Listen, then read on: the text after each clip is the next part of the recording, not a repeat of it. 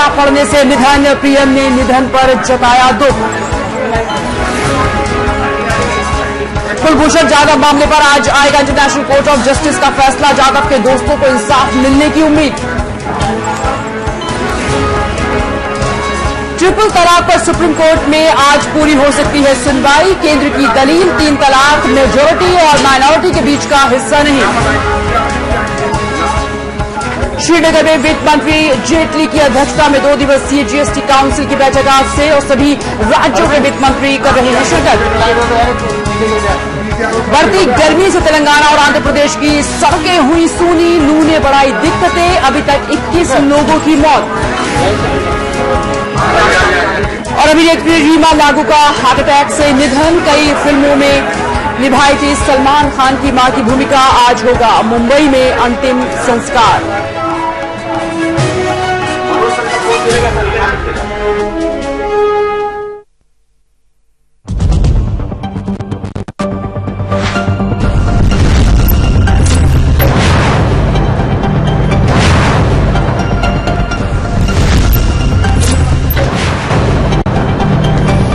हमारा आपके इस खास शो में, और साथ ही हम आपको ये बता दें कि अगले 1 घंटे में आप होंगे हमारे साथ और होगी दिन भर की बड़ी खबरें और वो तमाम सुर्खियां जिसका होगा सीधा आपसे सरोकार बस कुछ देर के बाद।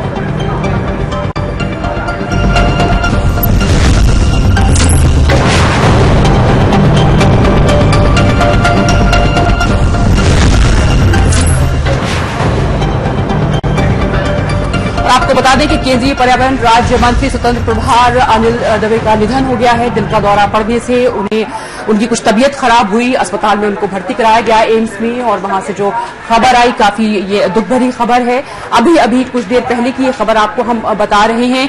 केंद्रीय पर्यावरण राज्य मंत्री स्वतंत्र प्रभार अनिल माधव दवे को दिल का दौरा पड़ा है, उन्हें गंभीर स्थिति में दिल्ली के एम्स में भर्ती कराया गया। सूत्रों के मुताबिक उनका निधन हो गया है।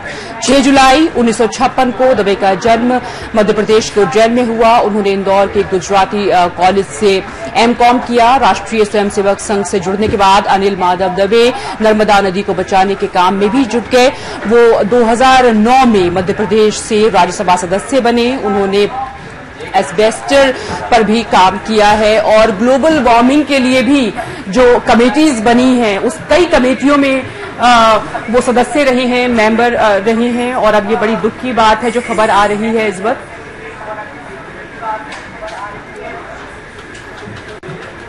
और सब एडिटर हमारे साथ मौजूद हैं मनोज जी, उनसे हम बातचीत कर लेते हैं। मनोज जी, बड़ी ये दुख की खबर जो अभी आज सुबह आई, अब से कुछ देर पहले दिल का दौरा पड़ा और अब ये खबर के उनका निधन हो गया है।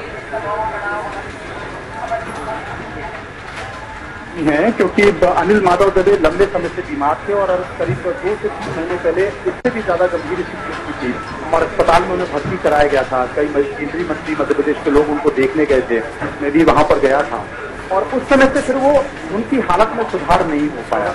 लगातार वो उसके बाद बीमारी से उबर नहीं पाए, वो बीमार रहे। और सबसे बड़ी बात है कि आज सुबह इस बात की जानकारी मिली कि उन्हें दिल का दौरा पड़ा है और प्रधानमंत्री नरेंद्र मोदी ने ये बात सबसे पहले केंद्रीय science and technology minister Harshvardhan को बताई और कहा कि आप जाइए, इस तरह की जानकारी है कि अनिल माधव दवे का निधन हो गया है। हालांकि सबसे पहले समय न्यूज नेटवर्क ने ये खबर देश के लोगों को पहुंचाई। ये प्रदेश यानी कि मध्य प्रदेश की क्षति तो है, ये देश की भी क्षति है, क्योंकि अनिल माधव दवे एक ऐसा व्यक्तित्व रहे जो वन एवं पर्यावरण को लेकर बहुत लंबे समय से काम कर रहे हैं और बहुत ही सादा जीवन उन्होंने जिया है। बहुत ही जैसे कहते हैं कि एक आरएसएस की परिपाटी है, आरएसएस की पहचान है कि बहुत सादा जीवन उच्च विचार उनका एक था और बहुत ही खुलते हुए व्यक्ति थे। पर्यावरण को लेकर, नदी को लेकर उन्होंने बहुत काम किया, वृक्षारोपण को लेकर उन्होंने बहुत काम किया। आरएसएस के प्रचारक रहे और जब भी गुजरात में चुनाव होता था तो प्रधानमंत्री नरेंद्र मोदी उन्हें चुनाव के दौरान जरूर याद करते थे, जरूर बुलाते थे, उन्हें जिम्मेदारी देते थे। और जब केंद्रीय मंत्री बनाया गया माधव दवे को तो हर कोई आश्चर्यचकित रह गया कि मध्य प्रदेश में सबसे ज्यादा और बड़े तरीके की नेता है, लेकिन अनिल माधव दवे को क्यों बनाया गया है। मैं आपको ये भी बताता हूँ कि फोकलयन संस्कार को लेकर भी उन्होंने किताब लिखी थी जिसमें भारतीय जितने भी संस्कार होते हैं उन संस्कारों का जिक्र किया गया। बहुत लिखने पढ़ने वाले व्यक्ति थे। और अनिल माधव दवे के बारे में ये भी कहा जाता है कि अभी हाल ही में अनिल माधव दवे का नाम मुख्यमंत्री मध्य प्रदेश के तौर पर भी चला। और जब ये चर्चा हुई कि शिवराज सिंह चौहान के बाद मध्य प्रदेश में अगला मुख्यमंत्री कौन होगा, तो अनिल माधव दवे का नाम था। इस तरह की चर्चा भी चल रही थी कि आने वाले विधानसभा चुनाव के बाद अगर मध्य प्रदेश में भारतीय जनता पार्टी की सरकार बनती है तो फिर कौन मुख्यमंत्री होगा। उसमें अनिल माधव दवे का नाम सबसे आगे निकल कर आ रहा था। विचारक रहे हैं, नरेंद्र मोदी से बहुत खास रहे हैं। यही कारण है कि पहली बार अनिल माधव दवे मध्य प्रदेश में मंत्री रहे हैं, कभी केंद्रीय मंत्री रहे हैं। और पहली बार अनिल माधव दवे को सीधे केंद्रीय मंत्रिमंडल में जी और स्वतंत्र प्रभार जैसा बड़ा पद न दिया गया। एक ऐसा मंत्रालय दिया गया जो कि वन एवं पर्यावरण मंत्रालय, वो ये किया गया क्योंकि ग्लोबल वार्मिंग को लेकर हाल ही में विदेश यात्रा पर गए थे करीब 5 महीने पहले अनिल माधव दवे। उस समय उन्होंने मुझे बुलाया था और समझाया था कि ग्लोबल वार्मिंग कितनी बड़ी समस्या है। उन्होंने मुझे ये भी बताया था कि इस ग्लोबल वार्मिंग के कारण क्या चीजें होने वाली हैं। और मैं जा रहा हूँ तमाम देशों की यात्रा पर और उसमें जो समझौते होने हैं उसमें उन्होंने भाग लिया था। पर्यावरण को लेकर बहुत ज्यादा चिंतित थे और यही कारण है कि वन एवं पर्यावरण मंत्रालय में बहुत तल्लीनता के साथ बेहतर काम कर रहे थे। लेकिन शायद कहा जाता है कि और मंजूर है और यही कारण है कि आज सुबह ये जानकारी सबसे पहले प्रधानमंत्री नरेंद्र मोदी को लगी। प्रधानमंत्री नरेंद्र मोदी ने ये जानकारी हर्षवर्धन जी केंद्रीय मंत्री हैं उनमें बोला और कहा कि आप तुरंत इसके लिए चले जाइए। और सबसे पहले देश में अगर ये जानकारी किसी ने दी है तो समय न्यूज नेटवर्क ने दी है, क्योंकि लगातार अनिल माधव दवे के हम संपर्क में थे और 2 ही दिन पहले उन्हें उनके जो व्यक्तिगत मोबाइल नंबर है उस पर कई बार फोन भी किया लेकिन फोन नहीं उठा। मेरी भी समझ में नहीं आया कि आखिर क्यों नहीं उठ रहा। मैं उनके स्वास्थ्य का हालचाल लेना चाहता था लेकिन होने को कुछ और मौजूद था कि ठीक 2 दिन बाद अनिल माधव दवे अब हम लोगों के बीच में नहीं है। और मंत्रिमंडल का एक साथी प्रधानमंत्री नरेंद्र मोदी का एक मित्र इस दुनिया से चला गया है। मध्य प्रदेश में एक ऐसा व्यक्ति अब नहीं रहा है जिसने पर्यावरण पे बहुत काम किया, नदी संरक्षण पे बहुत काम किया और नर्मदा को लेकर हमेशा काम करते रहे अनिल माधव दवे। और हाल ही में शिवराज सिंह चौहान जो कि नर्मदा यात्रा निकाल रहे हैं, नर्मदा संरक्षण को लेकर जिन्होंने एक बहुत बड़ा काम किया है। इससे पहले एक मनोज जी यहाँ पर एक और ये सवाल जरूर उठता है कि एक ऐसी शख्सियत जिनका कद काफी बड़ा था और वो कभी ये नहीं देखते थे कि केंद्र में कौन सी सरकार है, बहुत ही गंभीर नेताओं में से गिने जाते थे। देखिए आपका कहना बिल्कुल ठीक है, एक बहुत बड़ा नाम, एक बहुत बड़ी शख्सियत, लेकिन जनता से दूर। मतलब आपने देखा होगा ऐसे राजनेताओं को जो बहुत ही करते हैं, ऐसे राजनेताओं को देखा होगा जो बहुत ही हाई प्रोफाइल जीवन नहीं जीते हैं, बहुत ही सादा जीवन जीते हैं। और जब भी कोई व्यक्ति उनसे मिलने जाता था और वो कहता था, जब वो पहली बार मंत्री बने, आप उनकी सादगी से इसका अंदाजा लगा सकते हैं, जब वो पहली बार मंत्री बने केंद्र में और मैं उनसे मिलने गया तो हम लोगों ने बातचीत की और मैंने कहा कि अब आप थोड़ा सा व्यस्त हो जाएंगे तो आप अपने किसी पीए का नंबर मुझे दे दीजिए जिससे मैं अगर मुझे मिलना है या मुझसे आपसे बात करनी है तो मैं मैसेज छोड़ सकूं। तो उन्होंने कहा नहीं मगर की इसकी जरूरत नहीं, आप सीधे मेरे मोबाइल पर फोन करिए। और जब भी कोई व्यक्ति उनसे ये कहता था तो वो यही बोलते थे कि आप मेरे मोबाइल पर फोन करिए, अगर मैं नहीं उठाऊं तो आप मैसेज छोड़ दीजिए। और नहीं जब मैंने कई लोगों से बातचीत की तो उन्होंने कहा कि सभी लोगों से ऐसा बोलते थे और अगर वो व्यस्त हैं और आपने मैसेज छोड़ा है तो वो पलटकर फोन जरूर करते थे। बहुत ज्यादा चकाचौंध नहीं, सादा जीवन उनका था।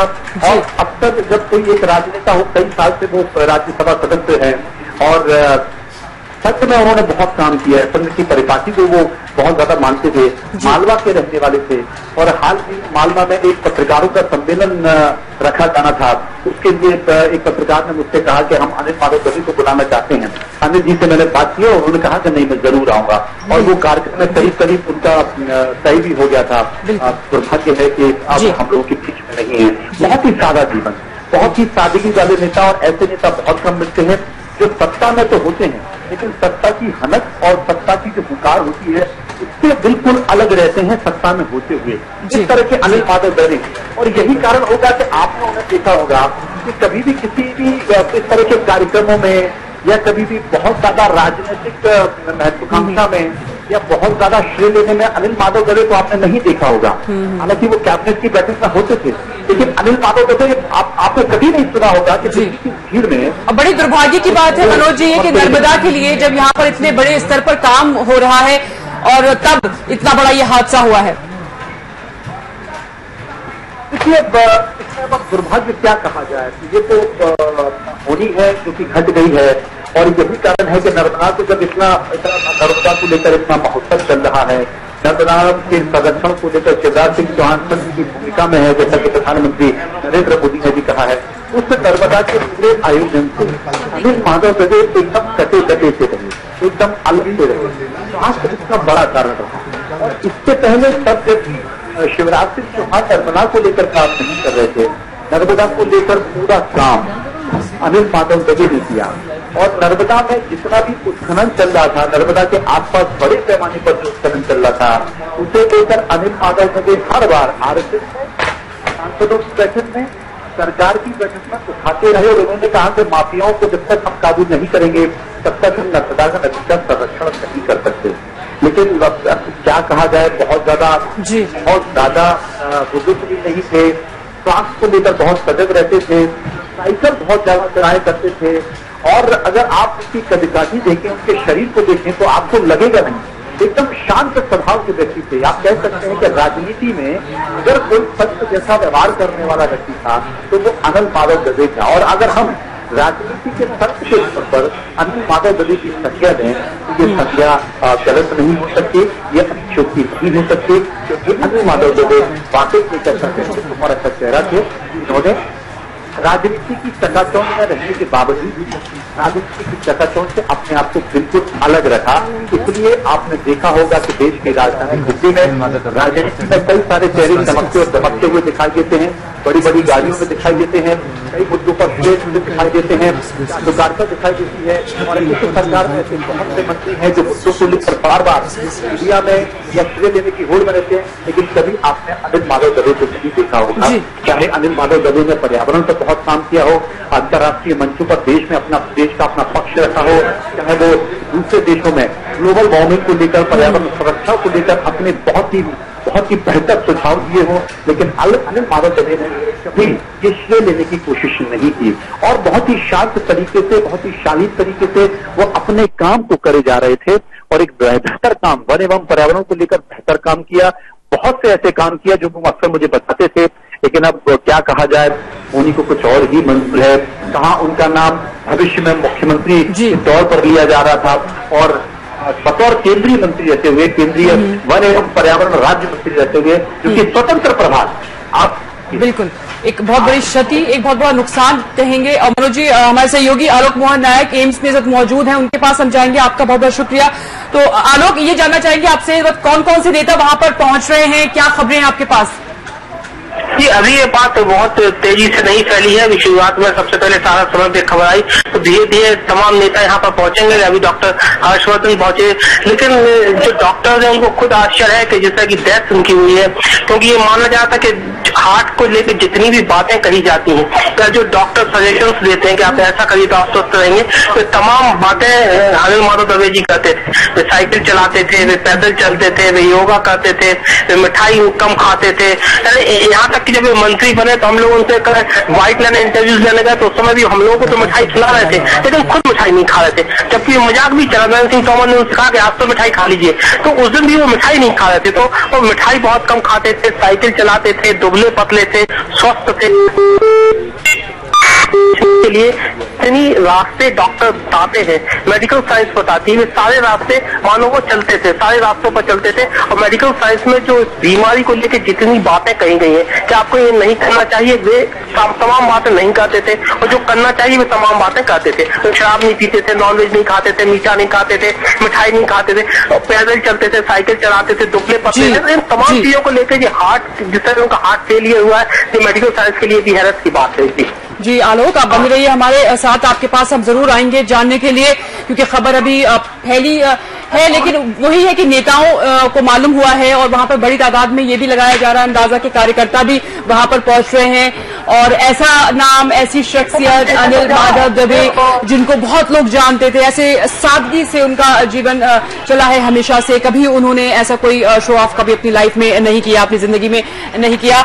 उनके बारे में और हम जानते हैं, हमारी सहयोगी अनामिका भी हमारे साथ मौजूद है न्यूज रूम में। अनामिका, अनिल माधव दवे एक बहुत बड़ा नुकसान कहेंगे, एक बहुत बड़ी क्षति?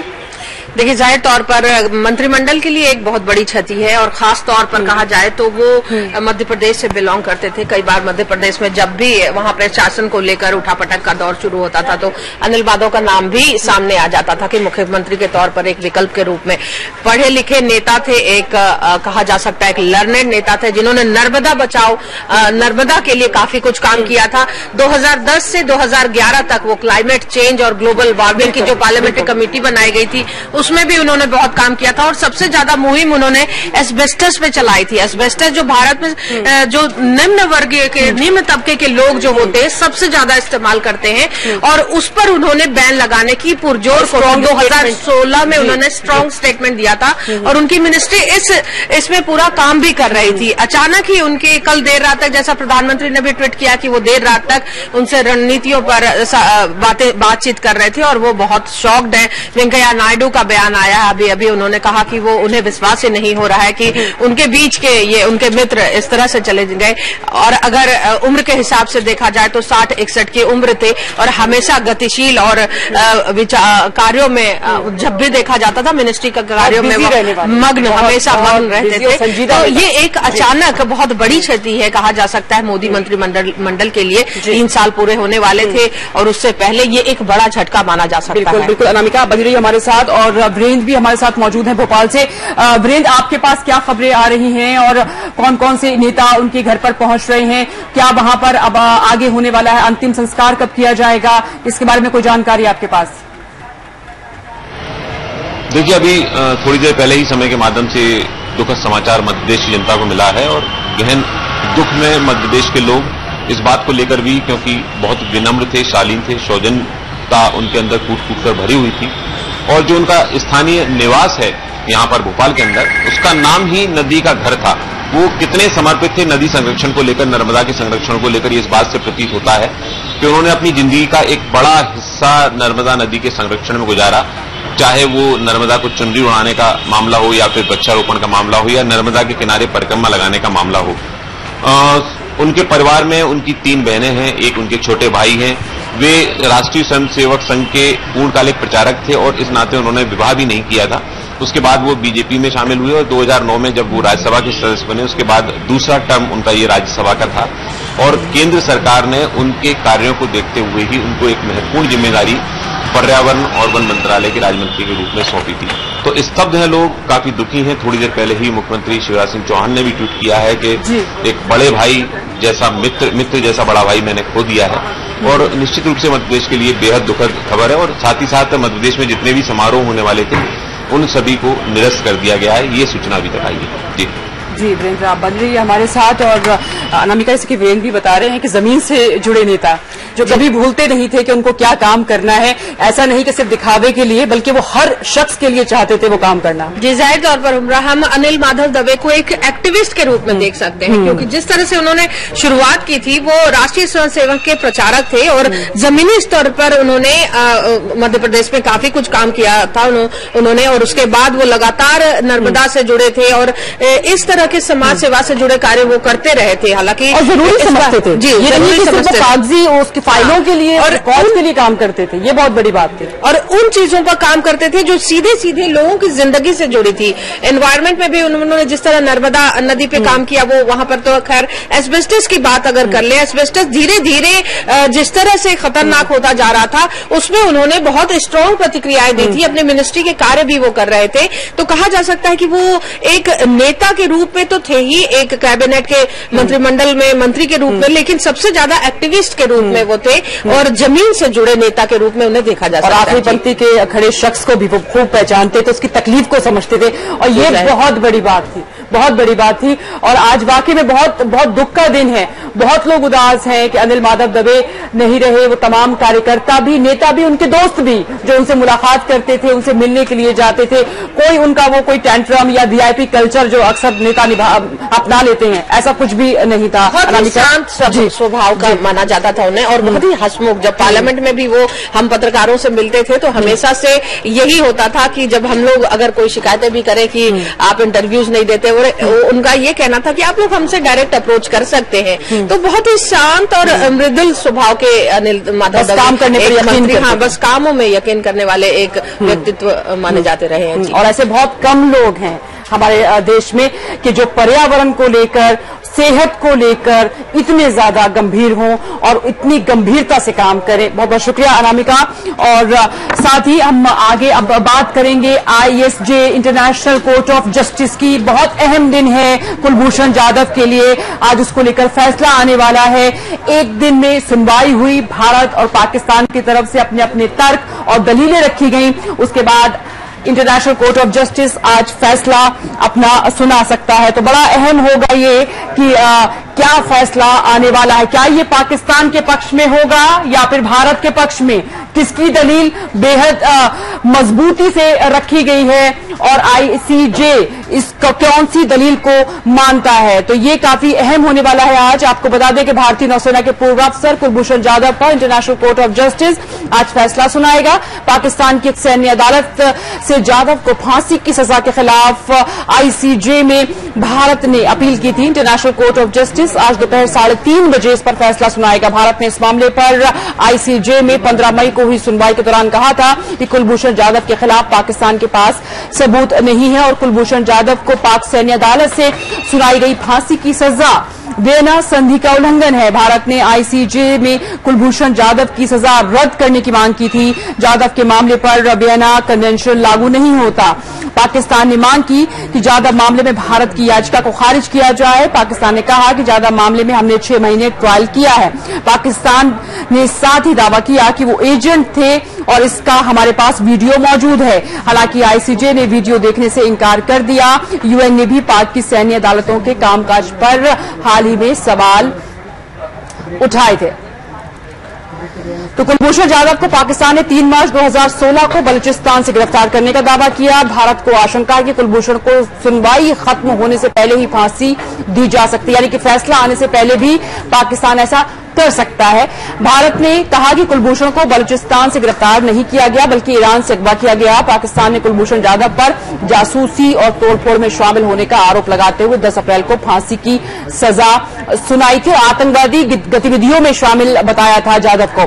पाकिस्तान ने यह भी दावा किया कि आतंकी गतिविधियों में लगे लोगों को वियना समझौते के तहत राजनयिक पहुंच देने का प्रावधान नहीं है। तो ये कुछ ऐसी बातें हैं इसमें जो काफी अहम है और खासकर जाधव के पासपोर्ट को लेकर भी यहां पर एक इश्यू बनाया जा रहा है, यानी कि जाधव का जो पासपोर्ट है उसमें उसका नाम नहीं है और पाकिस्तान ने ये दलील दी है अपनी कोर्ट में कि भारत इसको लेकर क्यों नहीं जवाब देता है और क्यों वो ICJ यानी इंटरनेशनल कोर्ट ऑफ जस्टिस को एक राजनीतिक मंच बना रहा है। हालांकि भारत ने ये कहा कि जो कोर्ट में ट्रायल हुआ जाधव का वो एक अपने आप में बहुत बड़ा भद्दा मजाक है। तो आलोक द्विवेदी हमारे सहयोगी हमारे साथ मौजूद हैं, जान लेते हैं। आलोक, क्या लगता है, फैसला आने वाला है और कुछ देर बाकी है, जाधव का परिवार बड़े बेताबी से इंतजार कर रहा है इस फैसले का। 3:30 बजे फैसला आ जाएगा और पहले भी पाकिस्तान को भारत के सामने मुंह की खानी पड़ी और आज हम लोग फिर उम्मीद कर रहे हैं कि कुलभूषण जाधव मामले में भी पाकिस्तान को मुंह की खानी पड़ेगी। और 10 अप्रैल को फांसी की सजा सुनाई गई थी। 11 अप्रैल को संसद में गृह मंत्री और विदेश मंत्री ने बयान दिया था कि वो कुलभूषण जाधव की फांसी को रोकेंगे और उसमें से कहीं न कहीं कामयाब होता दिख रहा है। भारत सरकार इंटरनेशनल कोर्ट में गई और वहां पर 10 मई को ये फांसी रोक दी थी। इंटरनेशनल कोर्ट ने 15 मई यानी कि पिछले अभी जो सोमवार गुजरा है, सोमवार को दोनों पक्षों की बहस हुई है और आज ये फैसला आना है। 3:30 बजे के आसपास ये फैसला आ जाएगा। 11 जजों की बेंच है ये जो आज ये फैसला करेगी और पूरी उम्मीद है कि आज कुलभूषण जाधव को न्याय मिलेगा। कुलभूषण जाधव भारत के नौसेना के पूर्व अधिकारी थे और उन पर ये आरोप लगा था। यानी कि इंटरनेशनल कोर्ट ऑफ जस्टिस में हरीश साल्वे ने अपना जो भी अपनी दलीलें दी, उसके अलावा जो दीपक मित्तल उन्होंने भी ये बात कही, जो कानूनी सहायता मिलनी चाहिए थी जाधव को वो नहीं मिली, जो राजनीतिक मदद मिलनी चाहिए थी वो नहीं मिली, यानी कि कहीं ना कहीं जो उसके अधिकार में इस क्षेत्र में था उसको खत्म किया गया है पाकिस्तान की तरफ से। उसके परिवार वालों को भी उनसे नहीं मिलने दिया गया। जाधव के परिवार वालों ने बार बार पाकिस्तान सरकार को अप्रोच किया कि वो अपने जाधव से मिल सके और उसकी बात को समझकर एक तरीके से उसको कानूनी सहायता मुहैया करा सके, लेकिन वो भी पाकिस्तान सरकार ने उसे उपलब्ध नहीं कराया, यानी कि उसके घर वाले भी उससे नहीं मिल सके। और ये जब 10 अप्रैल को फांसी दी, उसके तुरंत बाद भारत सरकार एक्शन में आई और 11 तारीख को ही गृह मंत्री और विदेश मंत्री ने संसद में बयान दिया। उस समय हाउस चल रहा था, संसद में बयान दिया। उसके बाद भारत सरकार इंटरनेशनल कोर्ट में गई और 10 मई को रोक लगी उसकी फांसी पर। अभी 2 दिन पहले ही सोमवार को दोनों पक्षों की बहस हुई है और आज पूरी उम्मीद है कि भारत सरकार के पक्ष में फैसला जाएगा, कुलभूषण जाधव के पक्ष में अगर ये बात के पक्ष में फैसला नहीं आता है तो कहीं ना कहीं पाकिस्तान पर तो ये साफ का सवाल उठ जाएगा और वहां की जो सेना है वो आगे क्या किस तरह का रिएक्शन दे सकती है, क्योंकि ये बहुत अहम होने जा रहा है। बिल्कुल बिल्कुल, ये भी आपने अच्छा हुआ सेना का नाम लिया। तो पाक आर्मी का जो ये डिसीजन था फांसी देने का, ये पाक आर्मी का डिसीजन था और जो भारत सरकार ने वहां पर दलील दी है उनका ये कहना है कि इस फैसले को निलंबित किया जाए। हरीश साल्वे की तरफ से कहा गया है। तो ये एक तरीके से भारत सरकार की बड़ी जीत होगी और पाकिस्तान के लिए बड़ा झटका होगा और पाकिस्तान इस तरीके से पहले चलिए आलोक, इंटरनेशनल कोर्ट ऑफ जस्टिस आज फैसला सुनाने वाला है। उधर सुप्रीम कोर्ट में 3 तलाक पर लगातार सुनवाई हो रही है, वो भी काफी अहम है। बहुत बहुत शुक्रिया आपका। तो इस सुनवाई में आपको बता दें कि कल कोर्ट में क्या कुछ हुआ है। 3 तलाक के मुद्दे पर बहुत सारी बातें निकल कर आई हैं और कोर्ट ने सुझाव दिए हैं। उस पर कपिल सिब्बल जो मुस्लिम पर्सनल लॉ बोर्ड की तरफ से हैं पक्षकार, उन्होंने उस पर हामी भी भरी है। उन्होंने कहा अच्छा सुझाव है कि भाई अगर महिला को अधिकार दे दिया जाए निकाहनामे में ही कि तलाक नहीं दे सकते, तो ये सुझाव जो है काफी पसंद किया गया कोर्ट के अंदर और कपिल सिब्बल ने इस पर हामी भरी। तो 3 तलाक पर आज 6ठे दिन भी सुनवाई होगी। उम्मीद है कि आज दोनों पक्षों की दलील सुनने के बाद सुनवाई खत्म हो जाए। इससे पहले बुधवार को हुई सुनवाई में कोर्ट ने पर्सनल लॉ बोर्ड से पूछा कि क्या यह मुमकिन है कि महिलाओं को यह अधिकार दे दिया जाए कि वो दिए गए तलाक को स्वीकार न करें। कोर्ट ने कहा कि इस क्लॉज को निकाहनामा में भी शामिल किया जा सकता है, जिसमें कहा गया है कि 3 तलाक के तुरंत बाद भी शादी नहीं टूट सकती। कोर्ट ने कहा कि इस मुद्दे को तभी लागू किया जा सकता है जब काजी इस मुद्दे को जमीनी स्तर पर लागू करें। केंद्र ने कोर्ट में कहा कि 3 तलाक को गैर कानूनी घोषित करने से मुस्लिम धर्म पर कोई असर नहीं पड़ेगा। अटॉर्नी जनरल ने कोर्ट में कहा कि सऊदी अरब, ईरान, इराक, अफगानिस्तान समेत 25 इस्लामिक देशों में 3 तलाक खत्म किया जा चुका है, लिहाजा ये इस्लाम का हिस्सा कैसे हो सकता है, क्योंकि ये इस्लाम का हिस्सा है या नहीं है इस पर भी बहुत जुरा हुई है और अपने अपने पक्ष रखे गए हैं। हमारी सहयोगी अनामिका हमारे साथ मौजूद है, उनसे हम जान लेते हैं। अनामिका, अटॉर्नी जनरल का कहना कानून बना देंगे, तो भाई कोर्ट बार बार ये बोल रहा है जो हम सुन रहे हैं कि कोर्ट ने कहा है भाई आप कानून क्यों नहीं बनाते हैं, आप कोर्ट का क्यों इंतजार कर रहे हैं। दूसरा ये जो एक सुझाव बहुत अच्छा निकल कर आया जिसको मुस्लिम पर्सनल लॉ बोर्ड की तरफ से माना गया है कि निकाहनामे में ही ये क्लॉज अगर आ जाए कि तलाक नहीं हो सकता, तो ये बहुत बेहतरीन एक सुझाव दिखाई दे रहा है। अभी देखिए तर्क वितर्क जारी रहा। कल एक समय ऐसा था अदालत में जब संविधान पीठ के 5 न्यायाधीशों ने अगर कहा जाए तो कुरान खोलकर वो बैठे थे और कुरान की आयतें पढ़कर वो तर्क वितर्क कर रहे थे वकीलों के साथ। तो दर्शकों को ये बता देते हैं कि इसमें कुछ सूरतें हैं, कुरान शरीफ में सूरह बकरा है और सूरह तलाक है, तो उसमें भी तलाक का ऐसा जिक्र नहीं किया गया है जिस तरीके से व्हाट्सएप और फेसबुक के जरिए तलाक दी जा रही है। जी जाहिर तौर पर यही बात जब मुस्लिम पर्सनल लॉ बोर्ड के वकील की तरफ से कही गई कि ये बातें लॉ बोर्ड में है, ये बातें कुरान में है, तब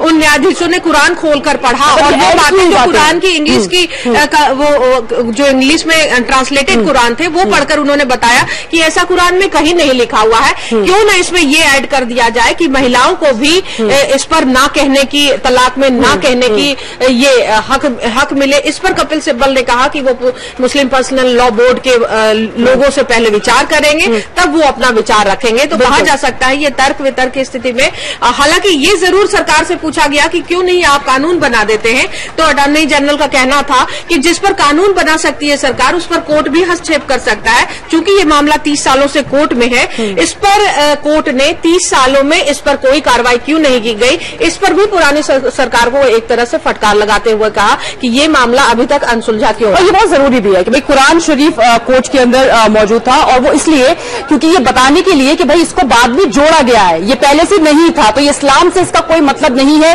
ताकि ये लोगों को भी पता चले जो सुन रहे हैं वहां पर कोर्ट में स्पेशली जा रहे हैं, इस पर अपने तर्क दे रहे हैं या पक्ष रख रहे हैं, तो ये काफी अहम होता जा रहा है और इंतजार कब तक फैसला आ सकता है। अनामिका, देखिए, आज तक ये बहस का अंतिम दिन है और उसके बाद फैसला रिजर्व रखा जाएगा। ये अदालत निर्णय करेगा कि वो फैसला कब सुना। चलिए अनामिका, बहुत बहुत शुक्रिया आपका।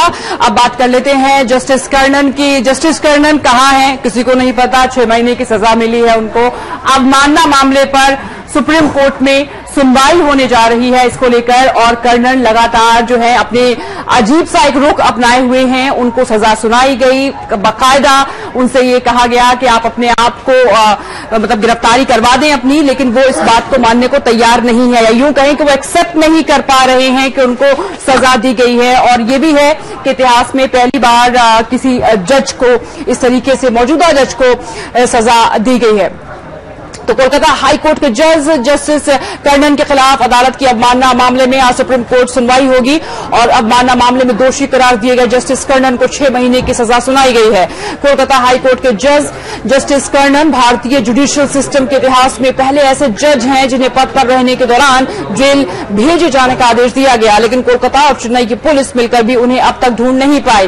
पुलिस ने आशंका जताई है कि वो शायद विदेश निकल गए, और साथ ही जस्टिस को सजा होती है तो वो पूरे सिस्टम को धता बताकर छिप जाता है, फिर देश से भी निकल जाता है, और 9 मई को सजा दिए जाने के बाद से वो लापता हो गए। तो उनको जब सजा सुनाई गई 9 मई को, उसके बाद से कर्णन लगातार लापता थे। हालांकि कर्णन ने कई याचिकाएं भी देने की कोशिश की कोर्ट में कि वो बच जाएं, उनकी सजा माफ हो जाए, लेकिन ऐसा नहीं हुआ। और अब कर्णन कहाँ है ये किसी को खबर नहीं है। हमारे साथ नवीन मौजूद हैं ताजा अपडेट के साथ। नवीन, तो आज ये सुनवाई काफी अहम होने वाली है सुप्रीम कोर्ट में अवमानना को लेकर।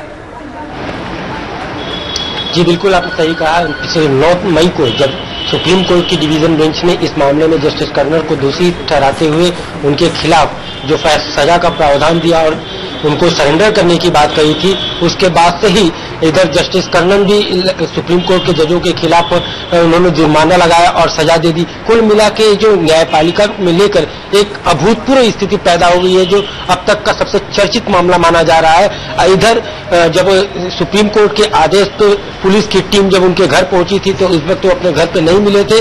हालांकि इसके बाद खबर ये आई कि वो नेपाल चले गए हैं, लेकिन जिस तरह सुप्रीम कोर्ट में उनके लॉयर मैथ्यू गए और अपना पिटीशन देने की कोशिश किया, जिसपे सहानुभूतिपूर्वक सुप्रीम कोर्ट विचार भी कर रही है। उनका साफ कहना है कि जस्टिस कर्णन और मतलब भारत में ही है और अपने घर में है, लेकिन हालांकि अभी तक वो अभी पुलिस के सामने नहीं आए हैं। लेकिन उनके वकील बार बार चाह रहे हैं कि इस मामले में सुप्रीम कोर्ट एक बार फिर से उनको उनका पक्ष रखने का मौका दे, और चूंकि इस मामले में जो फैसला हुआ है उस पर पुनर्विचार किया जाए, क्योंकि बहुत जल्दी जस्टिस कर्णन रिटायर होने वाले हैं और उनके रिटायरमेंट को और वरिष्ठता को देखते हुए वो चाहते हैं कि इस मामले की सुनवाई हो और एक जज को गिरफ्तार होने से रोका जाए। जी नवीन, बहुत बहुत शुक्रिया आपका इस जानकारी के लिए कि यहाँ पर छोटा सा ब्रेक ले रहे हैं। ब्रेक के उस पार आपको बताएंगे शरद पवार ने क्यों किया इनकार।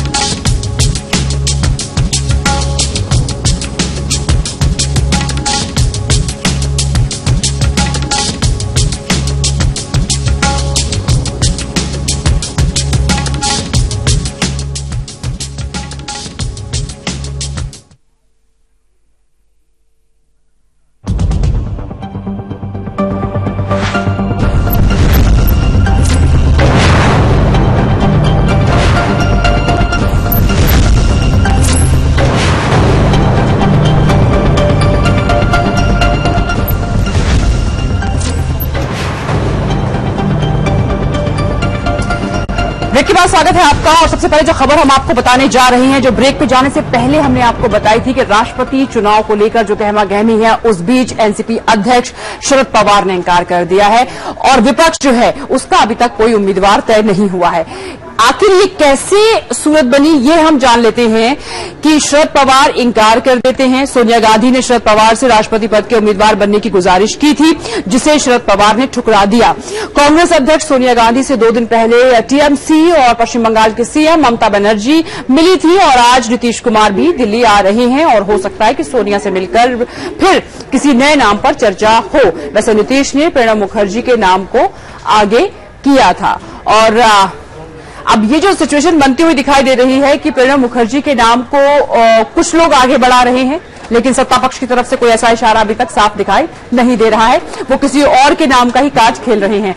दूसरा, शरद पवार इंकार कर देते हैं क्योंकि शरद पवार को गणित बहुत अच्छे से आता है, बहुत मंझे हुए वो राजनेता हैं और उनको अच्छे से पता है कि जो अभी हालत जो बनी है, यानी कि टीआरएस, वाईएसआर और साथ ही एआईएडीएमके, ये बीजेपी के साथ जा रहे हैं, एनडीए के साथ जा रहे हैं और जो अंक गणित है वो ये बताता है कि महज 17,000 कुछ और वोट चाहिए एनडीए को और उसके बाद एनडीए जो है एक बड़ी बहुमत के साथ अपने उम्मीदवार का नाम तय कर सकती है।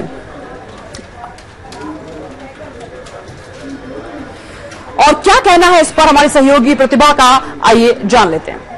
शरद पवार ने ये प्रस्ताव जो है, जो सोनिया गांधी ने उनके सामने रखा था, उसको ठुकरा दिया है। नवाब मलिक जो राष्ट्रवादी कांग्रेस के प्रवक्ता है, उन्होंने ये बात कल मुंबई में साफ कर दी है क्योंकि कहीं न कहीं शरद पवार जानते हैं कि आंकड़ों का अगर पूरा गणित देखा जाए और भारतीय जनता पार्टी जिस तरह से इस पूरे जो राष्ट्रपति पद का चुनाव है उसको एक प्रतिष्ठा का मुद्दा बनाकर रखी हुई है, तो जाहिर सी बात है सारी पार्टियों को साथ में जुटाने का उनका जो प्रयास चल रहा है वो कहीं न कहीं सफल होगा। और अगर शरद पवार इस चुनाव में उतर, हमारे साथ अनामिका मौजूद है, उनसे हम थोड़ा सा इस बारे में जान लेते हैं। प्रतिभा बता रही थी कि अनामिका, प्रतिभा जैसे कि बोल रही है कि शरद पवार ने इंकार कर दिया है, विपक्ष अभी तय नहीं कर पाया है कौन उम्मीदवार होगा, सोनिया गांधी ने गुजारिश की है, क्या शरद पवार ऐसे ही इंकार कर देंगे या फिर वो हम जो बोल रहे थे कि मंझे हुए राजनेता हैं? देखिए, ये दबाव की राजनीति कह सकते हैं शरद पवार की तरफ से, क्योंकि राष्ट्रपति चुनाव का मुद्दा ऐसा मुद्दा है जो कहीं न कहीं कांग्रेस उस पर अपने सभी यूपीए के गठबंधन या फिर यूपीए में जो भी पार्टी शामिल है उनको एक प्लेटफॉर्म पर लाने की कोशिश कर रही है और नीतीश कुमार हो, शरद पवार हो, अपनी अलग अलग बयानबाजी दे रहे हैं। शुरुआती दबाव में इसमें कहीं न कहीं अपनी शर्तें मनवाने की भी होती है, कई बातें मनवाने की होती है कि अगर आगे जाकर 2019 में अगर यही प्लेटफॉर्म और यही पार्टियां रही तो कहीं न कहीं उसमें उनको महत्वपूर्ण आगे प्रमुखता से मिला जाए। तो ये शरद पवार का एक राजनीतिक बयान है। आगे आने वाले दिनों में ये इन बयानों में काफी चेंजेस आने की संभावना नजर आती है। जी अनामिका, आप बनी रहिए हमारे साथ और नीरज भी हमारे साथ मौजूद है। नीरज, तो कांग्रेस की तरफ से हालांकि कोशिश जरूर हो रही है, लेकिन टीआरएस, वाईएसआर, एआईएडीएमके की तरफ से झटका कहेंगे कांग्रेस को लगा है। कांग्रेस की तरफ से आधिकारिक बयान आज से कुछ दिन पहले ही आ चुका है कि इस पूरे मामले पर यानी राष्ट्रपति चुनाव में उनका समर्थन एनडीए के साथ होगा। लेकिन महत्वपूर्ण बात यह है कि शरद पवार पहले भी जब मुलाकात हुई थी कांग्रेस अध्यक्ष सोनिया गांधी से आज से करीब 15 से 20 दिनों पहले, तभी यह खबर आई थी कि शरद पवार ने दिलचस्पी नहीं ली है राष्ट्रपति का चुनाव लड़ने के लिए। तो ऐसे में अब एक आधिकारिक बयान कह सकते हैं एनसीपी की तरफ से आया है, लेकिन शरद पवार को गणित और अंकगणित मालूम है कि यूपी और बाकी विपक्षी पार्टियों के पास इतना नंबर नहीं है कि वो चुनाव जीत सकते। तो ऐसे में देखना होगा कि सत्ता पक्ष की तरफ से कोई नाम आता है कि नहीं, और विपक्ष ने भी ये साफ किया, ममता बनर्जी ने खुद साफ किया है कि इनिशिएट सत्ता पक्ष को भी करना चाहिए और सर्वसम्मति से किसी उम्मीदवार पे अगर राय बनती है तो वो उम्मीदवार ही राष्ट्रपति चुनाव के लिए राष्ट्रपति चुनाव में चुना जाएगा। बिल्कुल नीरज, बहुत बहुत शुक्रिया आपका इस जानकारी के लिए। और एक दूसरी खबर है शिवसेना से जुड़ी हुई। शिवसेना, आपको बता दें कि नासिक में किसानों के लिए सम्मेलन करने जा रही है और ये सम्मेलन जो है काफी बड़ा होने वाला है, यानी कि इसकी पूरी जोर शोर से तैयारियां की गई हैं। जुलाई में उद्धव ठाकरे खुद महाराष्ट्र विधान भवन सत्र के समय मोर्चे की अगुवाई करेंगे और आज एक शिवसेना का एक प्रतिनिधि मंडल सीएम से इस समस्या और महाराष्ट्र में सरकार में शामिल होने के बावजूद शिवसेना फडणवीस सरकार के लिए मुश्किलें खड़ी कर रही है। तो ये शिवसेना पहले भी करती रही है, कोई ये नई बात नहीं है, लेकिन शिवसेना जिस तरीके से अपना ये रवैया अपनाए हुए उससे साफ दिखता है कि कहीं ना कहीं वो चाहती है बीजेपी को मुश्किलों में खड़ा करना। तो शिवसेना और बीजेपी के बीच बीएमसी चुनाव के बाद से बड़ी खटास कम होने का नाम नहीं ले रही है और शिवसेना ने शुक्रवार को नासिक में किसानों की समस्या को लेकर एक सम्मेलन करने का ऐलान कर बीजेपी पर दबाव बढ़ा दिया है। इसके लिए हर जिले से किसानों को बुलाया गया है। वहीं पार्टी ने मैं कर्ज मुक्त होकर रहूंगा का नारा दिया है और जुलाई में उद्धव ठाकरे खुद महाराष्ट्र विधान भवन सत्र के समय मोर्चे की अगुवाई करेंगे। तो डेलीगेशन का वहां पर जाना और साथ ही समस्याओं को सुनना। लेकिन बड़ी अजीब सी बात यह है कि किसानों की इतनी हितैषी हो रही है इस बार शिवसेना और जिस तरह से बात कर रही है। अभी कुछ दिन पहले ही एक विधायक साहब, विधायक नहीं बल्कि कॉन्ट्रैक्टर गए थे और जिन विधायक को जाना था वो नहीं गए थे किसानों से मिलने के लिए और उनका नाम लेकर यानी कि विधायक का नाम लेकर कॉन्ट्रैक्टर किसानों से मुलाकात कर रहे थे। हरीश हमारे सहयोगी हमारे साथ मौजूद हैं, उनसे हम जरा समझ लेते हैं इस पूरे मामले को। क्या हरीश, ये सिर्फ एक राजनीति के तौर पर देखें इसको कि किसानों से मुलाकात, किसानों की समस्या, किसानों के हितैषी होना और जमीनी स्तर पर क्या है?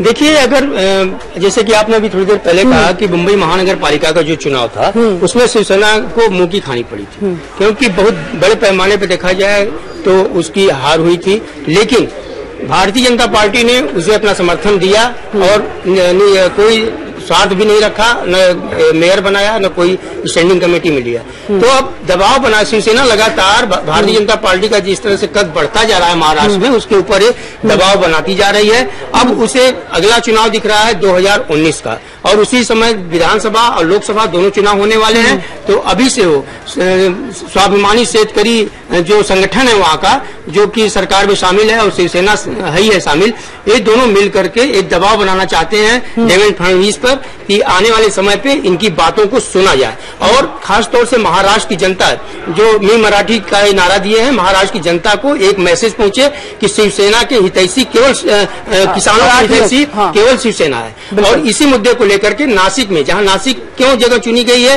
वो भी एक अहम बात है कि नासिक में जो है फ्रूट से लेकर के और जो भी पैदावार सबसे ज्यादा होती है और इसलिए वहां पर उन्होंने चुना है। पूरे महाराष्ट्र के किसानों को वहां पर बुलाया गया है और उस दौरान वहां पर एक सभा होगी और उद्धव ठाकरे जो शिवसेना के प्रमुख हैं, पहली बार उन्होंने कहा है कि विधानसभा सत्र जब शुरू होगा महाराष्ट्र का तो वो खुद अगुवाई करेंगे, यानी कि किसी धरना प्रदर्शन में शिवसेना प्रमुख नहीं जाता है। लेकिन ये पहली बार होने जा रहा है कि शिवसेना प्रमुख उद्धव ठाकरे जा रहे हैं धरना प्रदर्शन। 2-3 सालों से लगातार ऐतिहासिक चीजें ही हो रही हैं, इसमें भी हम कहेंगे कि ऐतिहासिक ही कदम उठाया जा रहा है उद्धव ठाकरे की तरफ से। बहुत बहुत शुक्रिया आपका। एक दूसरी खबर है आपको बता दें कि जमीन विवाद से जुड़ी हुई कि जो बघेल हैं पीसीसी के अध्यक्ष, वो लगातार फंसते जा रहे हैं इस पूरे मामले में और जमीन विवाद काफी बड़ा है। इसको लेकर राहुल गांधी ने भी उनको दिल्ली तलब किया है। तो जमीन विवाद मामले में फंसे पीसीसी अध्यक्ष भूपेश बघेल की मुश्किलें कम होती हुई नहीं दिखाई दे रही हैं और खबर है कि कांग्रेस उपाध्यक्ष राहुल गांधी ने बघेल को दिल्ली तलब किया है। बघेल के दिल्ली जाने को लेकर सियासी गलियारों में चर्चाओं का दौर भी तेज हो चुका है। सूत्रों की माने तो भूपेश बघेल की कुर्सी छिन सकती है और उनकी जगह किसी और को प्रदेश अध्यक्ष की जिम्मेदारी दी जा सकती है।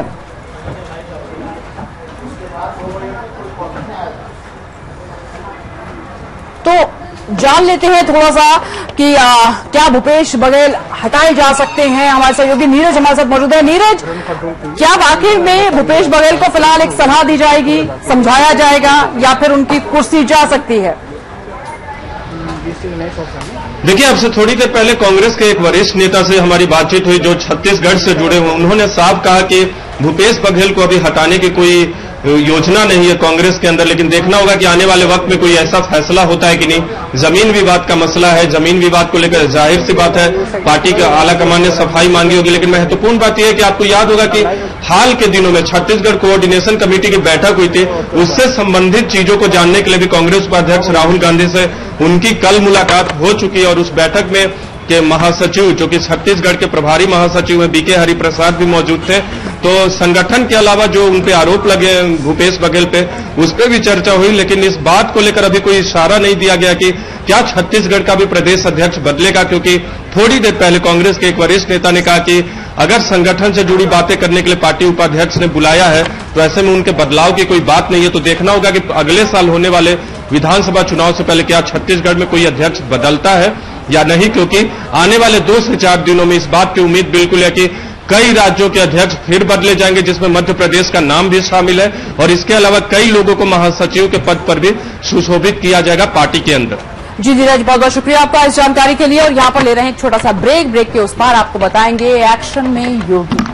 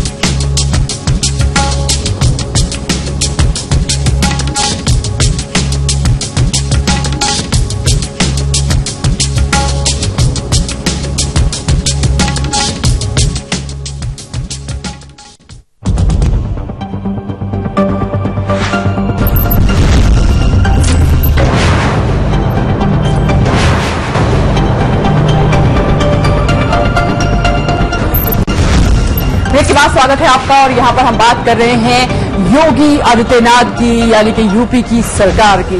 जी हां, योगी आदित्यनाथ ने अपने नेताओं को कड़ी चेतावनी दी है कि अगर ठेकेदारों, माफिया, अपराधियों से अगर मिले या कोई साठगांठ की तो कड़ी कार्रवाई हो सकती है। और मुख्यमंत्री ने सदन को आश्वस्त किया कि मानसून से पहले तटबंधों की मरम्मत के कार्य समय से पूरे कर लिए जाएंगे।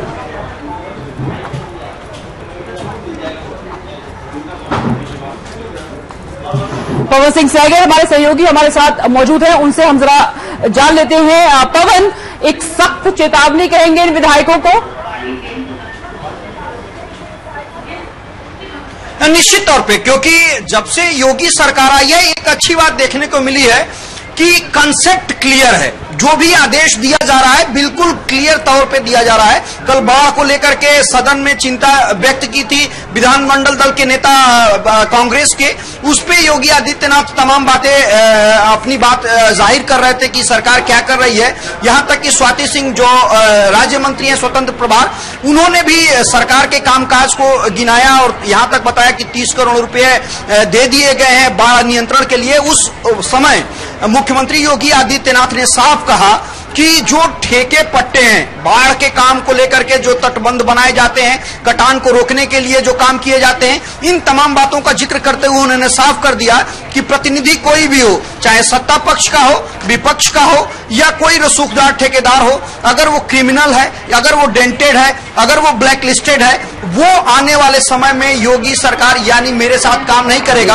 अगर वो काम करता है तो अधिकारी सीधे तौर पे दोषी होंगे और अधिकारियों के खिलाफ कार्रवाई की जाएगी।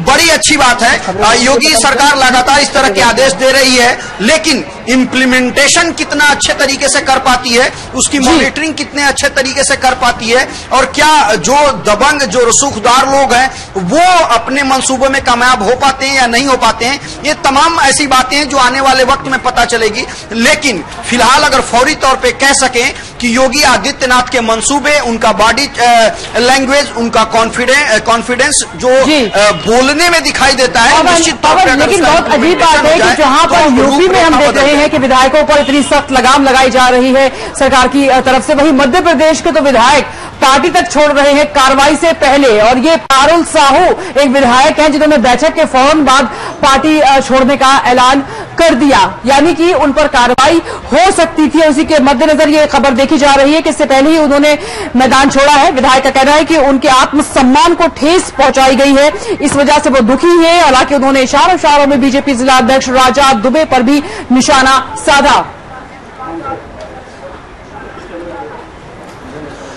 देखिए, अगर उत्तर प्रदेश की बात करें, मध्य प्रदेश की बात करें, जहां पे बीजेपी गवर्नमेंट है, आने वाले समय में 2019 में लोकसभा का चुनाव है, उससे पहले जो सत्ता है और सत्ता के द्वारा जो काम किया जाता है। बिल्कुल पवन, बहुत बहुत शुक्रिया आपका इस जानकारी के लिए। और हम यहाँ पर वीरेंद्र का रुख कर लेते हैं। वीरेंद्र, आपके पास ये खबर आ रही है कि पारुल ने छोड़ दी है पार्टी, लेकिन उन्होंने जो वजह बताई है कि अपने आत्मसम्मान के लिए उन्होंने पार्टी छोड़ी है। देखिए, निश्चित रूप से बहुत गंभीर मामला है ये, क्योंकि एक MBA की हुई इंग्लैंड से पढ़ी लिखी लड़की अगर राजनीति में आई तो इस भाव को लेकर आई कि वो कुछ नवाचार करेगी, समाज और देश का कुछ भला करेगी, और अचानक उसका पार्टी से मोह भंग हो जाता है और वो ये कहती है कि सेल्फ रेस्पेक्ट भी कोई चीज होती है। तो बीजेपी को ये चिंतन मनन करना होगा कि क्या चाल चले तो चेहरे की बात करना ही पर्याप्त है या वास्तव में उस पर अमल करना भी जरूरी है।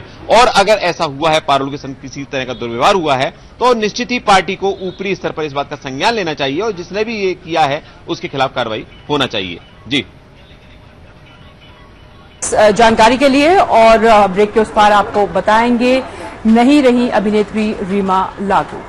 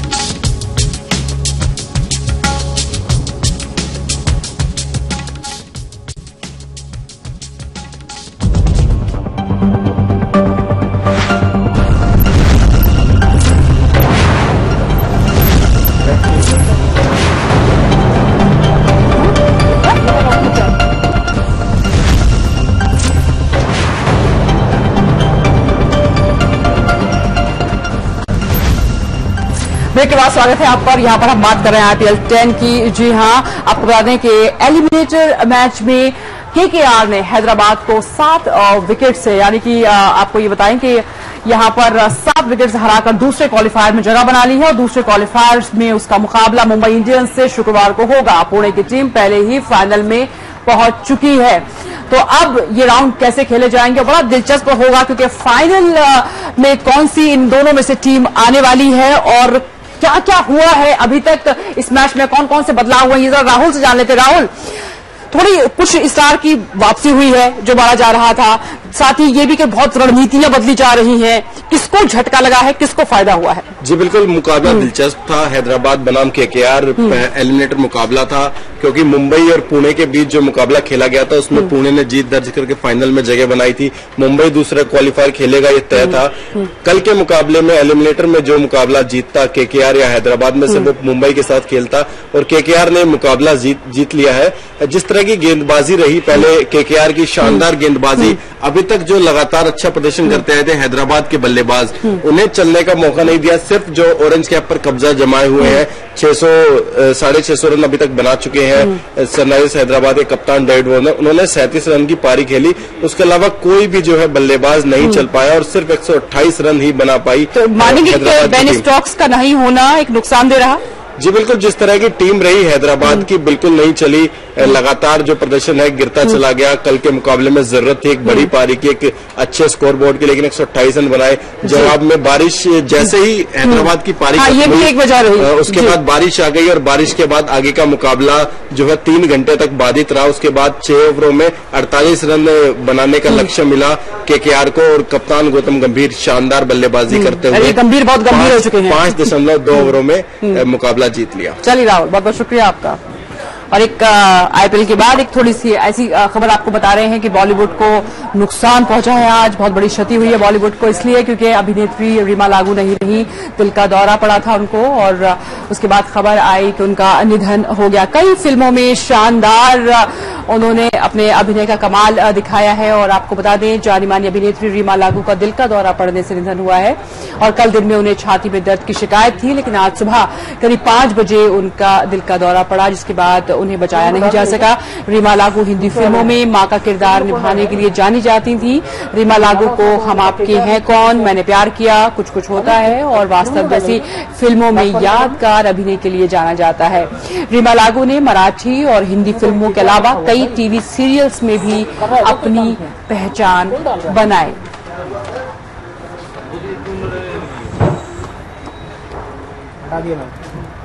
रीमा लागू ने मराठी और हिंदी मिलाकर 100 से ज्यादा फिल्मों में अभिनय किया है। हिंदी फिल्मों में रीमा लागू की पहली बार 1988 में कयामत से कयामत तक में जूही चावला की मां के रूप में पहचान मिली। इसके तुरंत बाद मैंने प्यार किया और साजन फिल्मों में रीमा लागू ने खुद को फिल्मी मां को रूप में खुद को स्थापित कर लिया। हम आपको बता दें कि हम आपके हैं कौन, कुछ कुछ होता है, कल हो ना हो जैसी बड़ी हिट फिल्मों में भी रीमा लागू ने काम किया। मां को रूप में स्थापित होने से पहले 1980 में आक्रोश फिल्म में रीमा लागू ने एक डांसर का रोल भी किया था, लेकिन उन्हें पहचान मिली एक मां का किरदार निभाने वाली अभिनेत्री के रूप में। इम्तियाज हमारे सहयोगी हमारे साथ मौजूद है। इम्तियाज, रीमा लागू का अंतिम संस्कार कब किया जाएगा? और ये बताया जा रहा है दिल का दौरा पड़ा था या बहुत पहले से ही उनकी कुछ तबीयत खराब थी?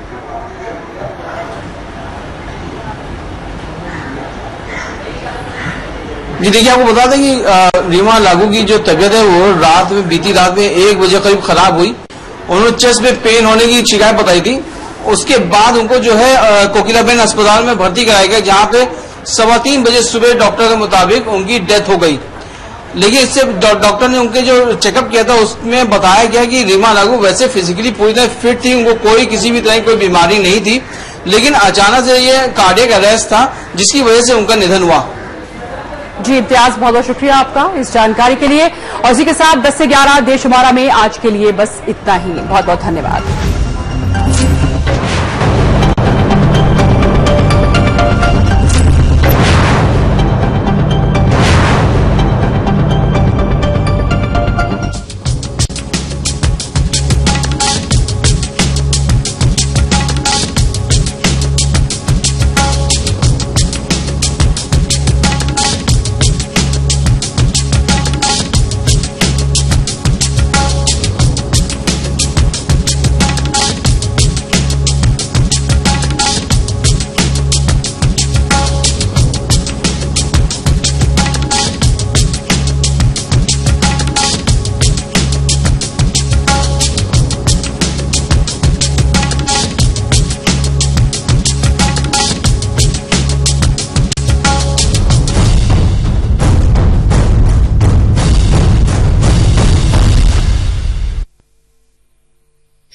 पीटर का फेवरेट पास टाइम सोना, बहराम को कैरम खेलने से फुर्सत कहाँ, एलिना को संगीत से प्यार। ये सुखे पाजी तो लगता है इस बार वर्ल्ड कप खेल ही लेंगे। और असलम मियां पतंग काटने में माहिर।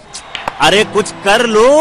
भारत सरकार की सीखो और कमाओ योजना के अंतर्गत अब अल्पसंख्यक भारतीयों को मिल रहे हैं रिटेल, हॉस्पिटैलिटी, IT और BPO, एम्ब्रॉयडरी, जरदोजी, जेम, ज्वेलरी और ऑटोमोबाइल इत्यादि पर प्रशिक्षण और रोजगार के बेहतर एवं सुनिश्चित अवसर। मदद हमारी, मंजिल आपकी।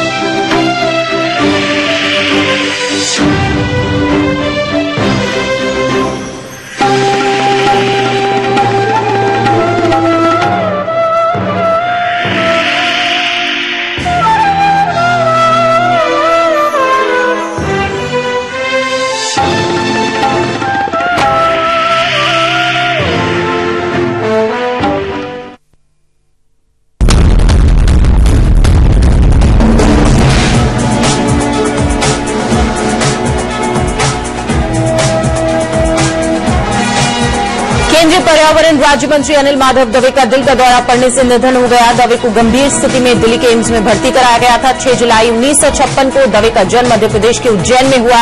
उन्होंने इंदौर के गुजराती कॉलेज में एमकॉम किया। राष्ट्रीय स्वयंसेवक संघ से जुड़ने के बाद अनिल माधव दवे नर्मदा नदी को बचाने के काम में जुट गए। 2009 में वो मध्य प्रदेश से राज्यसभा सदस्य बने। प्रधानमंत्री मोदी ने अनिल दवे की मृत्यु पर शोक जताया है। पीएम ने ट्वीट कर कहा है कि अनिल माधव दवे जी को एक प्रतिबद्ध जनसेवक के तौर पर जाना जाता रहेगा। वो पर्यावरण को बचाने के लिए काम करते रहे। कांग्रेस अध्यक्ष सोनिया गांधी ने भी अनिल दवे के निधन पर दुख व्यक्त किया। भारतीय नौसेना के पूर्व अफसर कुलभूषण जाधव पर इंटरनेशनल कोर्ट ऑफ जस्टिस आज अपना फैसला सुनाएगा। 15 मई को सुनवाई में भारत और पाकिस्तान ने कुलभूषण जाधव को लेकर अपनी दलीलें आईसीजे के सामने रखी थी। इंटरनेशनल कोर्ट ऑफ जस्टिस दोपहर 3:30 बजे इस पर फैसला सुनाएगा। 15 मई को सुनवाई में वरिष्ठ अधिवक्ता हरीश साल्वे ने भारत का पक्ष रखा था। भारत ने इस मामले पर आईसीजे में 15 मई को हुई सुनवाई के दौरान कहा था कि कुलभूषण जाधव के खिलाफ पाकिस्तान के पास सबूत नहीं है और कुलभूषण जाधव को पाक सैन्य अदालत से सुनाई गई फांसी की सजा विना संधि का उल्लंघन है। भारत ने आईसीजे में कुलभूषण जाधव की सजा रद्द किए जाने की मांग की थी। वहीं पाकिस्तान ने इस मामले में दलीलें दी थी कि उसे जाधव को फांसी देने की जल्दी नहीं है। जाधव को बलूचिस्तान से गिरफ्तार किया गया था। पाकिस्तान का ये कहना है कि कुलभूषण जाधव काउंसलर एक्सेस के योग्य नहीं है। जाधव के मामले पर वेना कन्वेंशन लागू नहीं होता। आपको बता दें, पाकिस्तान ने दलील दी कि उसने जांच की डिटेल्स भारत को दी थी और साथ ही भारत को आरोपों और पासपोर्ट की कॉपी भी दी गई थी। लेकिन भारत ने इस पर कोई टिप्पणी नहीं की। पाकिस्तान ने ये मांग की कि जाधव के मामले में भारत की याचिका को खारिज किया जाए। पाकिस्तान ने कहा कि जाधव मामले में हमने 6 महीने ट्रायल किया है। पाकिस्तान ने साथ ही दावा किया कि वो एजेंट थे और इसका हमारे पास वीडियो भी मौजूद है। हालांकि आईसीजे ने वीडियो देखने से इनकार कर दिया था। श्रीनगर में 2 दिवसीय जीएसटी काउंसिल की बैठक आज से शुरू हो रही है। केंद्रीय वित्त मंत्री अरुण जेटली की अध्यक्षता में होने वाली 2 दिवसीय अहम बैठक में विभिन्न वस्तुओं और सेवाओं का टैक्स रेट तय करने के लिए चर्चा की जाएगी। जीएसटी काउंसिल के 14वें सम्मेलन में कर दरों को 4 स्लैब्स 5%, 12%, 18% और 28% में शामिल किए जाने वाली वस्तुओं और सेवाओं का वर्गीकरण भी होगा। जीएसटी की बैठक में देश के सभी राज्यों के 32 वित्त मंत्री और अन्य आर्थिक रणनीतिकार शामिल होंगे। राज्यों के वित्त मंत्री, केंद्रीय वित्त मंत्रालय के अधिकारी, नीति आयोग के सदस्यों के अलावा सीबीडीटी और सीबीईसी के सदस्य और पदाधिकारी समेत 140 से ज्यादा लोग भी इस बैठक में शिरकत करेंगे। 2 दिनों में जीएसटी परिषद के 3 सत्र होंगे। माना जा रहा है कि विभिन्न राज्यों के बीच आर्थिक हितों को लेकर इस बैठक में मतभेद उभर सकते हैं। जीएसटी काउंसिल की बैठक में मंथन किया जाएगा कि क्या सभी सेवाओं पर एक समान 18% टैक्स लगाया जाए, सर्विस टैक्स लगाया जाए। स्वास्थ्य संबंधी मसले के मद्देनजर क्या बीड़ी या फिर सिगरेट पर एक समान टैक्स दर लागू होगा, खासकर तब जब दोनों को सेवन करने वाले वर्गों में अंतर है। 3 तलाक पर सुप्रीम कोर्ट में आज 6ठे दिन भी सुनवाई हो रही है। इससे पहले कल जजों ने सभी पक्षों से अपनी बात जल्द खत्म करने को कहा। उम्मीद है कि ट्रिपल तलाक पर आज सुनवाई खत्म हो जाएगी। बहस के 5वें दिन कोर्ट में अटॉर्नी जनरल मुकुल रोहतगी ने सुप्रीम कोर्ट को बताया कि 3 तलाक का मुद्दा बहुसंख्यकों और अल्पसंख्यकों के बीच का मुद्दा नहीं है। उन्होंने कहा कि 3 तलाक मुस्लिम धर्म के 2 लैंगिक समुदायों के बीच का झगड़ा है, जहां पुरुष महिलाओं की तुलना में ज्यादा ताकतवर और शिक्षित हैं। अटॉर्नी जनरल ने कहा कि 3 तलाक खत्म करने के इस्लाम की नींव नहीं हिलेगी और ये धर्म का मूल और अभिन्न हिस्सा नहीं है। इस दौरान उन्होंने ये भी कहा कि कोर्ट को 3 तलाक की संवैधानिक वैधता की जांच करने में हिचकिचाना नहीं चाहिए। कोर्ट ने दोपहर तक 3 तलाक का समर्थन कर रहे लोगों को अपनी बात रखने को कहा था। इसके बाद इस मामले का विरोध कर रहे विरोधी पक्ष उनकी बातों का जवाब देंगे। 3 तलाक के मुद्दे पर सुप्रीम कोर्ट में सुनवाई के दौरान सुप्रीम कोर्ट के चीफ जस्टिस खेहर ने कुछ सवाल किए। कोर्ट ने all India Muslim personal law board के पक्षकार और वकील कपिल सिब्बल से पूछा कि क्या ये मुमकिन है कि दुल्हन को निकाहनामा के वक्त 3 तलाक को न कहने का अधिकार मिल सके। 3 तलाक पर सुप्रीम कोर्ट में सुनवाई के दौरान all India Muslim personal law board के पक्षकार कपिल सिब्बल ने कहा कि ये न्यायपालिका पर मुस्लिम समुदाय के भरोसे का ही नतीजा है कि वो आज कोर्ट के सामने अपनी पर्सनल लॉ की सुरक्षा की मांग कर रहा है। सिब्बल ने कहा कि मुस्लिम समुदाय पिछले 67 सालों में सुप्रीम कोर्ट में भरोसा रहा है और यही भरोसा देश को जीवंत बनाए हुए है। एक तरफ 3 तलाक पर सुप्रीम कोर्ट में अहम सुनवाई हो रही है, तो वहीं दूसरी तरफ देश के तमाम हिस्सों से 3 तलाक देने में अजीबोगरीब तरीके सामने आ रहे हैं। सूरत में 3 तलाक का एक ऐसा वाकया आया है सामने, जिसमें बरियाव बाजार इलाके में रहने वाली सुमैया के शौहर ने उसके माता पिता के घर आकर पहले मारपीट की और फिर घर से बाहर निकलकर उसे 3 बार तलाक कहा और तुरंत गाड़ी में बैठकर भाग गया। यही नहीं, सुमैया के परिवार का यह भी कहना है कि जब उन्होंने चौक बाजार पुलिस थाने में इसकी शिकायत करनी चाहिए तो वहां भी उनकी बात नहीं सुनी गई। सुमैया का निकाह 4 महीने पहले हुआ था, लेकिन उसके पति और ससुराल वालों ने दहेज की मांग की और जब दहेज देने से इनकार किया गया तो उसे प्रताड़ित किया जाने लगा। सुमैया के मुताबिक 3 तलाक जैसी कुप्रथा को खत्म किया जाना चाहिए, साथ ही गलत फतवों को जारी करने वालों पर भी बैन लगाया जाना चाहिए। कलकत्ता हाईकोर्ट के जज जस्टिस कर्नल के खिलाफ अदालत की अवमानना मामले में आज सुप्रीम कोर्ट सुनवाई होगी। अवमानना के मामले में दोषी करार दिए गए जस्टिस कर्नल को 6 महीने की सजा सुनाई गई है। इससे पहले हुई सुनवाई में कर्नल के वकील की तरफ से दायर अर्जी पर मुख्य न्यायाधीश JS खेहर ने कहा कि सजा सुनाने वाली पीठ इस पर पुनर्विचार करेगी और इस दौरान जस्टिस खेहर ने जस्टिस कर्नल के वकील से ये पूछा कि कर्नल अभी कहां है, जिस पर उन्होंने ये बताया कि वो चेन्नई में है। बता दें आपको कि सुप्रीम कोर्ट के फैसले के बाद से ही जस्टिस कर्नल का कोई पता नहीं है। पश्चिम बंगाल, आंध्र प्रदेश और तमिलनाडु की पुलिस उन्हें अब तक तलाश नहीं कर पाई है। इस बीच कोलकाता पुलिस ने जस्टिस कर्नल के देश छोड़ने का अनुमान जताया है। एक रिपोर्ट के मुताबिक 11 मई की सुबह जस्टिस कर्नल भारतीय सीमा पार कर अन्य देश में प्रवेश कर चुके हैं। जर्मनी के नोएनहार में G20 देशों के श्रम और रोजगार मंत्रियों की आज से 2 दिनों की बैठक होने जा रही है। इस बैठक में केंद्रीय श्रम और रोजगार राज्य मंत्री बंडारू दत्तात्रेय शामिल होंगे। इस बैठक में श्रमिकों, प्रवासियों और युवा रोजगार जैसे विभिन्न मुद्दों पर चर्चा होगी। बैठक के आखिर में G20 मंत्रियों की घोषणा भी जारी की जाएगी, जिसे 7 और 8 जुलाई को जर्मनी के हैम्बर्ग में होने वाले शिखर सम्मेलन में पेश किया जाएगा। दत्तात्रेय इस बैठक में श्रमिक कल्याण की दिशा में भारत में हुई पहलों के बारे में जानकारी देंगे, जिसमें रोजगार बढ़ाना, सामाजिक सुरक्षा, मातृत्व लाभ और बाल कल्याण जैसे मुद्दे शामिल हैं। बीजेपी अध्यक्ष अमित शाह के केंद्र शासित प्रदेश लक्षद्वीप दौरे का आज आखिरी दिन है। दौरे के आखिरी दिन अमित शाह आज दोपहर 2 बजे एंड्रोथ द्वीप पर एक जनसभा को संबोधित करेंगे। इससे पहले बुधवार को अमित शाह एंड्रोथ द्वीप पर ही 2 मछुआरों के घर गए थे। इन दोनों घरों में शाह ने करीब 1 घंटे का समय बिताया और मछुआरों का हालचाल जाना।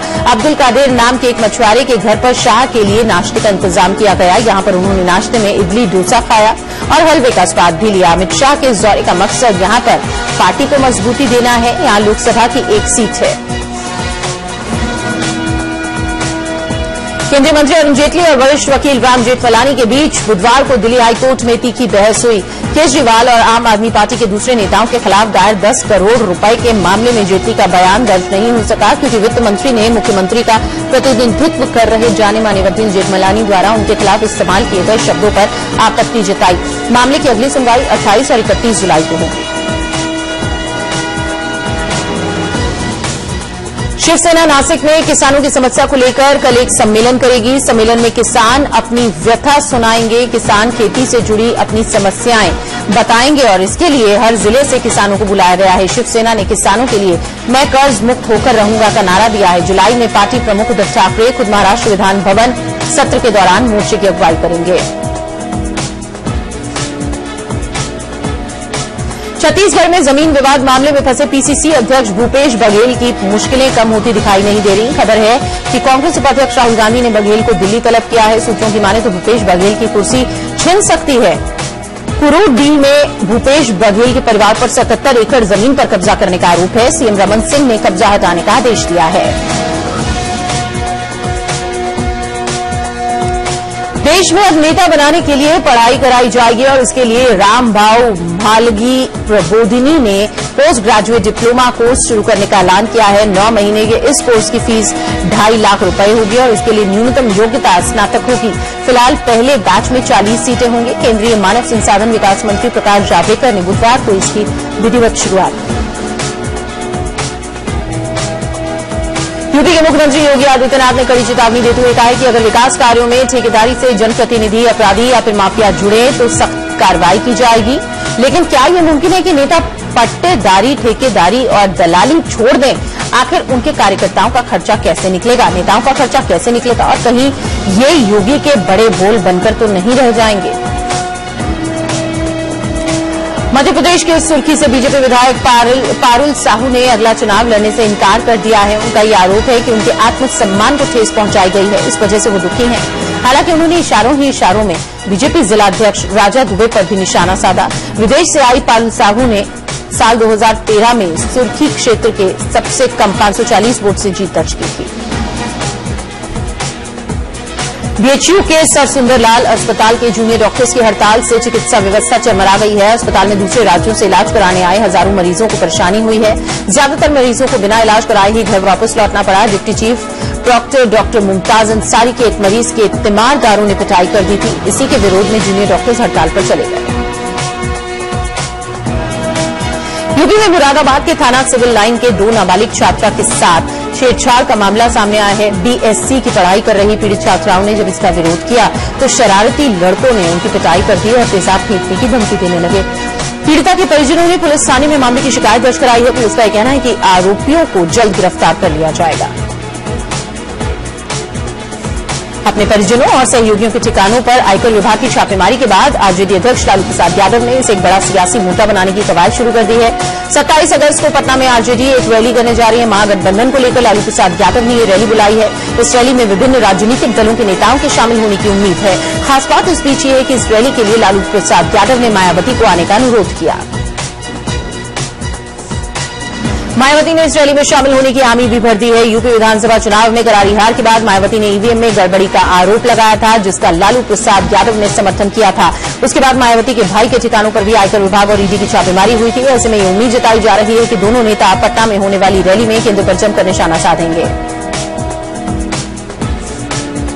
सोनिया गांधी ने एनसीपी प्रमुख शरद पवार को राष्ट्रपति पद के लिए उम्मीदवार बनने की गुजारिश की थी, जिसे शरद पवार ने ठुकरा दिया। एनसीपी प्रवक्ता नवाब मलिक ने इस बात की पुष्टि की है। सोनिया गांधी लगातार राष्ट्रपति चुनाव से पहले विपक्ष को एकजुट करने में जुटी हैं। इसके लिए वो लगातार विपक्ष के कई बड़े नेताओं से मुलाकात कर रही हैं। विपक्ष की तरफ से हालांकि फिलहाल किसी भी उम्मीदवार के नाम पर मोहर नहीं लगी है। आम सहमति के उम्मीदवार की विपक्ष की तलाश जारी है और इसी सिलसिले में सोनिया ने शरद पवार से गुजारिश की थी, जिसे शरद पवार ने फिलहाल ठुकरा दिया है। पश्चिम बंगाल के निकाय चुनावों के नतीजे आ गए हैं। मुख्यमंत्री ममता बनर्जी की अगुवाई वाली तृणमूल कांग्रेस ने 7 नगर निकायों में से 4 पर अपना कब्जा किया है। कुचाली, मिरिक, रायगंज और डोमकल में टीएमसी ने जीत दर्ज की है। वहीं गोरखा जनमुक्ति मोर्चा ने बाकी बचे 3 निकायों पर अपना कब्जा जमाया है। पश्चिम बंगाल में 7 नगर निकायों के लिए रविवार यानी 14 मई को वोट डाले गए थे। जिन 7 नगर निकायों में चुनाव हुए उनमें पर्वतीय क्षेत्र के दार्जिलिंग, कुर्सियांग, कलिम्पोंग, मिरिक, अधिसूचित क्षेत्र प्राधिकरण के अलावा मुर्शिदाबाद का डोमकल, दक्षिण 24 परगना का पुजाली और उत्तर दिनाजपुर का रायगंज शामिल है। पश्चिम बंगाल में निकाय चुनावों में ममता की इस जीत से बीजेपी के मिशन 2019 को बड़ा झटका लगा है। टीएमसी की इस जीत ने अमित शाह की सभी उम्मीदों पर पानी फेर दिया है। हाल ही में पश्चिम बंगाल की कांथी दक्षिण विधानसभा सीटों के लिए हुए उपचुनाव के नतीजों से बीजेपी के हौसले बुलंद थे, लेकिन निकाय चुनावों के नतीजों से ये साफ हो गया कि बीजेपी को राज्य में अपनी स्थिति मजबूत करने और साल 2019 में ज्यादा से ज्यादा सीटें जीतने के लिए अभी और मेहनत करनी होगी। हरियाणा के रेवाड़ी में भूख हड़ताल कर रही छात्राओं की मांग के आगे आखिरकार राज्य सरकार झुकी गई। मनोहर लाल खट्टर सरकार ने छात्राओं की मांग मानते हुए स्कूल के अपग्रेडेशन का नोटिफिकेशन जारी कर दिया है। सरकार के इस फैसले के बाद 1 हफ्ते से अनशन कर रही छात्राओं ने हड़ताल खत्म कर दी है। गौरतलब है कि करीब 80 से ज्यादा छात्राएं धरने पर बैठी हुई थी, जिनमें 13 लड़कियां आमरण अनशन पर थी। भूख हड़ताल कर रही छात्राओं की तबीयत बिगड़ने लगी, जिससे 3 छात्राओं को अस्पताल भी ले जाना पड़ा। वहीं दूसरी तरफ हरियाणा के शिक्षा मंत्री ने छात्राओं के इस आंदोलन को राजनीति से प्रेरित करार दिया था। शिक्षा मंत्री ने यह कहा कि वो इन छात्राओं से अपील करते हैं कि वो राजनीति के चक्कर में न पड़े। शिक्षा मंत्री ने कहा कि स्कूल अपग्रेडेशन का काम एक प्रोसेस के तहत होगा। हालांकि छात्राएं अपनी मांग पर अड़ी रही और आखिरकार सरकार को उनकी मांगों को मानना ही पड़ा और स्कूल के अपग्रेडेशन का आदेश जारी कर दिया गया। दरअसल रेवाड़ी के गांव गोठरा टप्पा डहीना की 80 से ज्यादा लड़कियां बीते एक हफ्ते से अनशन पर थीं। उनकी मांग थी कि गांव के 10वीं तक के स्कूल का दर्जा बढ़ाकर सीनियर सेकेंडरी स्कूल इसे किया जाए, जिससे कि वो 12वीं तक यहीं पर पढ़ाई कर सकें। छात्राओं को 10वीं से आगे की पढ़ाई के लिए कनवली स्थित स्कूल जाना पड़ता है और ये स्कूल इनके गांव से करीब 3 किलोमीटर दूर है। छात्राओं के मुताबिक उन्हें रोज स्कूल आने जाने में छेड़खानी का शिकार होना पड़ता है। गांव के सरपंच सुरेश चौहान का कहना है कि छेड़छाड़ करने वाले शोधे किस्म के लड़के इतने शातिर हैं कि हेलमेट पहने रखते हैं जिससे कि उनकी पहचान ना हो सके। लड़कियों ने अपनी परेशानी घर वालों के साथ की, सरपंच को भी बताई। घर वालों ने तो लड़कियों को यहां तक कह दिया कि स्कूल छोड़ दो। वहीं सरपंच ने मामले को स्थानीय अधिकारियों के सामने उठाया, लेकिन बात नहीं बन पाई। आखिरकार इन लड़कियों ने खुद ही मोर्चा संभालते हुए भूख हड़ताल शुरू कर दी। आम आदमी पार्टी से निलंबित कपिल मिश्रा ने दिल्ली के सीएम अरविंद केजरीवाल पर एक नया आरोप लगाया है। कपिल ने एक ब्लॉग पोस्ट में लिखा है कि पिछले 1 साल में केजरीवाल 1 या फिर 2 बार ही दफ्तर गए होंगे, लेकिन सरकार 3 देखने चले गए। लेकिन उन्होंने ये भी लिखा कि दिल्ली वालों को शायद ही अंदाजा हो कि उनका सीएम 1 साल में मुश्किल से 2 दिन ऑफिस गया हो, लेकिन जनता से पूरी तरह कटे सीएम बिल्कुल चुप बड़े दिनों बाद घर से निकले भी तो फिल्म सरकार 3 देखने। टैंकर घोटाले की जांच कर रही एसीबी ने दिल्ली के मुख्यमंत्री अरविंद केजरीवाल के निजी सचिव विभव पटेल से पूछताछ की है। ये पूछताछ 4 घंटे चली। हालांकि पूछताछ के बाद एसीबी ने मीडिया से बात नहीं की। सूत्रों की माने तो विभव से पूछताछ के बाद सीएम के राजनीतिक सलाहकार आशीष तलवार को भी नोटिस भेजा जा सकता है। एसीबी चीफ मुकेश कुमार मीना के मुताबिक टैंकर घोटाले की जांच को लेकर उठे सवालों के आधार पर संबंधित लोगों से पूछताछ की जा रही है। आपको बता दें कि टैंकर घोटाले को लेकर 11 मई को कपिल मिश्रा ने एसीबी के सामने दोबारा अपना बयान दर्ज कराया था। जांच से जुड़े कुछ दस्तावेज भी सौंपे थे। विभव पटेल और आशीष तलवार पर घोटाले से जुड़ी फाइलों को दबाने का आरोप है। पाटीदार आंदोलन से सुर्खियां बटोर चुके हार्दिक पटेल ने अब नया शगुफा छोड़ दिया है। हार्दिक पटेल ने बुधवार को मीडिया से बात करते हुए कहा कि हर बार सरकार अलग अलग मुद्दे रखती है और यह आंदोलन तोड़ने का प्रयास है। अमित शाह गुजरात के असली सीएम हैं, उन्हीं के इशारे पर सब होता है। कई पाटीदार नेताओं को चुनाव में टिकट का लालच दे रहे हैं और किसी राज्य में पीएम का इतना दौरा कहां होता है जितना गुजरात में हो रहा है। पीएम के आने से पहले पाटीदार आंदोलनकारियों को शांत करने का प्रयास किया जा रहा है। सरकार द्वारा पाटीदार आयोग बनाने की बात सिर्फ प्रलोभन है जिसका कोई रूपरेखा नहीं है। आने वाले दिनों में हम आंदोलन को न्याय यात्रा, अधिकार यात्रा जैसे अलग अलग रूप में फिर शुरू किया जाएगा। कांग्रेस भी इस समय डूबती नाव दिखाई दे रही है, इसलिए अब उसके साथ जाना सोचना पड़ेगा। लखनऊ के हजरतगंज के मीराबाई गेस्ट हाउस के पास कर्नाटक कैडर के आईएएस अधिकारी अनुराग तिवारी का शव मिलने से हड़कंप मच गया। पुलिस के मुताबिक प्रथम दृश्य शव को देखकर ऐसा लग रहा है कि ऊंचाई से गिरने की वजह से ही अनुराग की मौत हुई है। 2007 बैच के आईएएस अफसर अनुराग तिवारी बेंगलुरु में खाद्य और आपूर्ति विभाग में कमिश्नर पद पर तैनात थे। बहराइच के रहने वाले अनुराग इसी गेस्ट हाउस के रूम नंबर 19 में 3 दिनों से ठहरे हुए थे। 2007 बैच के अफसर अनुराग फिलहाल बेंगलुरु में खाद्य और आपूर्ति विभाग में कमिश्नर पद पर तैनात थे। खबरों की माने तो उनकी अपनी पत्नी से कुछ अनबन भी चल रही थी और हाल ही में तलाक भी हुआ था। पुलिस इस नजरिए से भी इस मामले की जांच कर रही है। कैंसर से पीड़ित एक 13 साल की बच्ची का वीडियो वायरल हुआ है। वीडियो में बच्ची अपने पिता से रो रो कर गुहार लगा रही है कि उसका इलाज कराएं, लेकिन उसके पिता ने ऐसा नहीं किया। उल्टा उसे कथित तौर से टीडीपी के विधायक गोंदा उमामहेश्वरा की मदद से कुछ गुंडों को मामला सेटल करने के लिए भेज दिया। इंसानियत को झकझोर देने वाले इस वीडियो में दिख रहा है कि कैंसर से पीड़ित लड़की का नाम साई श्री बताया जा रहा है। साई बोन मैरो कैंसर से पीड़ित थी, लेकिन दुर्भाग्यवश उसका इलाज नहीं हो पाने की वजह से साई श्री अब इस दुनिया में नहीं रही है। साई श्री की मौत हो चुकी है। वहीं पुलिस ने भी पिता शिव कुमार की तरफ से भेजे गए गुंडों के खिलाफ शिकायत दर्ज करने से भी इनकार कर दिया, क्योंकि उसे कथित तौर से विधायक का समर्थन था। कोलकाता की टीपू सुल्तान मस्जिद के इमाम नूर उर रहमान बरकती को उनके पद से हटा दिया गया है। बरकती को टीपू सुल्तान मस्जिद ट्रस्ट ने हटाया है। ट्रस्ट ने यह कहा है कि इमाम का काम सिर्फ नमाज पढ़ना है और बरकती ने जो हाल में बयान दिया उससे मुसलमानों को भी शर्मिंदगी महसूस हो रही है। बता दें आपको कि बरकती को 1988 में बतौर इमाम नियुक्त किया गया था। नूर उर बरकती ने लाल बत्ती हटाए जाने के सरकारी आदेश का न सिर्फ नाफरमानी की थी, बल्कि आदेश के बाद पीएम मोदी के खिलाफ फतवा भी जारी कर दिया था। बरकती ने आरएसएस ज्वाइन करने वाले मुस्लिमों को पीटने का आह्वान भी किया था। साथ ही बरकती पर यह भी आरोप लगे हैं कि उन्होंने अपने निजी कामों और अपने बिजनेस के लिए मस्जिद परिसर का गलत रूप से इस्तेमाल किया है। बता दें आपको कि बरकती को पश्चिम बंगाल की मुख्यमंत्री ममता बनर्जी का करीबी माना जाता है। लाल बत्ती वाले मुद्दे पर भी बरकती ने यह कहा है कि उन्हें लाल बत्ती न हटाने के लिए ममता बनर्जी ने ही कहा था। महाराष्ट्र में औरंगाबाद क्राइम ब्रांच ने एक पार्षद के घर में शिक्षक की मदद से इंजीनियरिंग का पेपर लिखने वाले 26 छात्रों और टीचर्स को गिरफ्तार किया है। इस मामले में पार्षद सीताराम सूर को भी हिरासत में लिया गया है। इनमें 3 छात्राएं भी शामिल हैं। सिविल इंजीनियरिंग के तीसरे साल के इन छात्राओं ने सिविल इंजीनियरिंग एंड ड्राइंग के पेपर में सिर्फ एक ही सवाल का जवाब लिखा था। पेपर होने के बाद पार्षद के घर में सभी पर्चा लिखने के लिए पहुंचे, जिन्हें टीचर मदद कर रहे थे। तभी क्राइम ब्रांच को इसकी खबर मिली तो उन्होंने छापा मारकर सभी को गिरफ्तार कर लिया है और मौके से पर्चे भी बरामद किए हैं। नागपुर में भीषण गर्मी पड़ रही है। पारा 46 डिग्री के पार पहुंच गया है, जिससे न सिर्फ इंसान बल्कि जानवर भी परेशान हो रहे हैं। इसी को देखते हुए नागपुर महाराज बाग प्राणी संग्रहालय प्रशासन ने जानवरों को गर्मी से बचाने के लिए कूलर लगाए हैं और इस पूरे संग्रहालय में करीब 105 जानवर हैं, जिनमें शेर से लेकर भालू तक हैं। शेरों को कूलर के जरिए भीषण गर्मी से बचाया जा रहा है, तो वहीं भालू को गर्मी से बचाने के लिए आइस फ्रूट केक खिलाया जा रहा है। इसी तरह दूसरे जानवरों के लिए भी ऐसे ही इंतजाम किए गए हैं।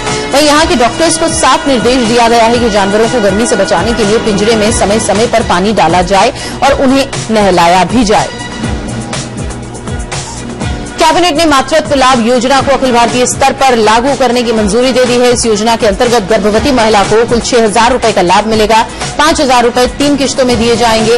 1,000 रुपए अस्पताल में पंजीकृत कराने समय, 2,000 रुपए प्री नेटल चेकअप के दौरान और 2,000 रुपए वैक्सीन लेने के दौरान दिए जाएंगे। शेष अन्य योजनाओं को 1,000 रुपए दिए जाएंगे। यूपी के डीजीपी सुलखान सिंह और ऊर्जा मंत्री श्रीकांत शर्मा ने मथुरा पहुंचकर डबल मर्डर केस के पीड़ित परिवारों से मुलाकात की। डीजीपी ने पीड़ित परिवार को ये भरोसा दिलाया है कि जल्द ही बदमाशों को गिरफ्तार कर लिया जाएगा और पीड़ित परिवारों को न्याय मिलेगा। भविष्य में ऐसी घटनाएं न हो, इसके लिए ठोस कदम भी उठाए जाएंगे। आपको बता दें कि मथुरा में 2 सर्राफा व्यापारियों की हत्या कर दी गई थी और बदमाशों ने उनसे लूटपाट भी की थी। मंगलवार को यह मुद्दा विधानसभा में भी उठा, जिसके बाद सीएम योगी आदित्यनाथ ने डीजीपी को इसकी जांच के आदेश दिए थे। इसी बीच मथुरा के कोयला गली इलाके में 2 सर्राफा व्यापारियों की हत्या और करोड़ों की लूट के बाद व्यापारियों ने बाजार बंद रखा और प्रदेश में बिगड़ी कानून व्यवस्था के खिलाफ जमकर नारेबाजी की। व्यापारियों का ये कहना था कि दिन दहाड़े व्यापारियों की हत्या हो रही है और पुलिस हाथ पर हाथ धरे बैठी है। 2 व्यापारियों की हत्या और लूट के बाद भी पुलिस ने आरोपियों को अब तक गिरफ्तार नहीं किया है। केंद्रीय रिजर्व पुलिस बल की 6 बटालियन द्वारा 12 मई से 16 मई तक बीएसएफ कैंप पलौड़ा में जूडो और जिम्नास्टिक प्रतियोगिता का आयोजन करवाया गया, जिसमें बीएसएफ के कई जवानों ने हिस्सा लिया। जवानों का मानसिक तनाव दूर करने और शारीरिक रूप से स्वस्थ रखने के लिए इस प्रतियोगिता का आयोजन किया गया। जम्मू कश्मीर के डोडा में सेना की तरफ से सद्भावना के तहत डोडा क्रिकेट लीग का उद्घाटन किया गया। लीग में 18 टीमों ने हिस्सा लिया। ये टूर्नामेंट 1 सप्ताह तक चलेगा, जिसमें 450 खिलाड़ी अपने हुनर का जलवा बिखेरेंगे। युवाओं को नशे से दूर रखने के लिए ऐसे आयोजन काफी अहम माने जा रहे हैं, तो वहीं लीग को लेकर युवकों में भी काफी उत्साह देखा जा रहा है। घाटी में युवाओं ने इस तरह की सेना की पहल की सराहना भी की है। थाने की डोंबिवली में कुछ इलाकों में 5 एटीएम से पैसे चोरी होने की घटना सामने आने के बाद हड़कंप मच गया है। लोग अब एटीएम्स में पैसे निकालने गए तो एटीएम से पैसे नहीं निकल रहे थे और इसकी अगर जब शिकायत की गई तो पड़ताल की गई और ये पता चला कि इन एटीएम्स में तो पैसे हैं ही नहीं, पैसे चुरा लिए गए हैं। कुल मिलाकर 5 एटीएम से 38,60,000 रुपए चुराए गए। घटना सामने आने के बाद मानपाड़ा पुलिस मामले की तफ्तीश में जुट गई है। बताया जा रहा है कि चोरी और किसी ने नहीं बल्कि उसी कंपनी के कर्मचारियों ने की है, जो कंपनी इन एटीएम्स में पैसे भरने का काम करती है। सीसीटीवी के जरिए पुलिस चोरी की घटना को अंजाम देने वाले रमेश पवार और उसके 2 साथियों का पता लगाने में जुट गई है। सीएम शिवराज की कोशिशों पर अधिकारी ही फलीता लगाने में जुटे हुए हैं। पेयजल, पोषण आहार, मिड डे मील, स्वास्थ्य के अलावा विकास योजनाओं के 5500 करोड़ रुपए केंद्र सरकार में अटक गए हैं। केंद्र से अनुदान प्राप्त योजनाओं के क्रियान्वयन में लापरवाही के चलते ये राशि एमपी को नहीं मिल पा रही है, क्योंकि कई विभागों ने केंद्रीय योजनाओं की स्वीकृत राशि का उपयोग होने का प्रमाण पत्र तय समय पर नहीं भेजा है। करीब 60% राशि केंद्र में अटकी हुई है। इसमें मोदी की योजना स्वच्छ भारत अभियान के 113 करोड़ रुपए भी शामिल हैं। खास बात इस बीच ये है कि मुख्यमंत्री के बार बार निर्देश के बावजूद भी विभागों द्वारा उपयोगिता प्रमाण पत्र केंद्र को नहीं भेजा जा रहा है। इसकी गंभीरता को देखते हुए मुख्यमंत्री ने एक उच्च स्तरीय बैठक भी बुलाई थी,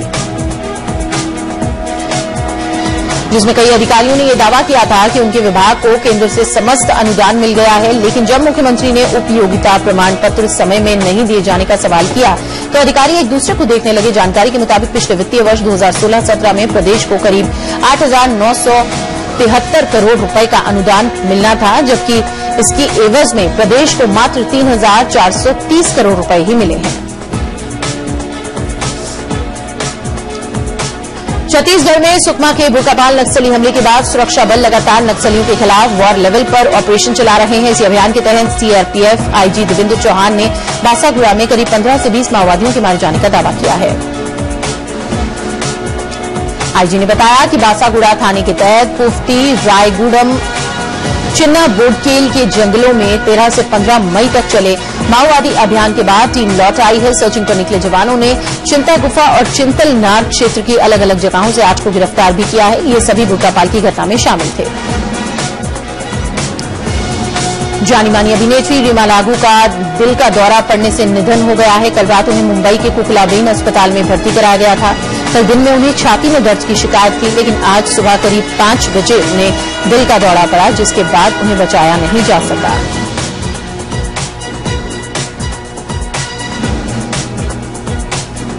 आईपीएल के 10वें सीजन के एलिमिनेटर मैच में कोलकाता नाइट राइडर्स ने सनराइजर्स हैदराबाद को 7 विकेट से हराकर दूसरे क्वालीफायर में अपनी जगह बना ली है। दूसरे क्वालीफायर में उसका मुकाबला मुंबई इंडियंस से शुक्रवार को होना है।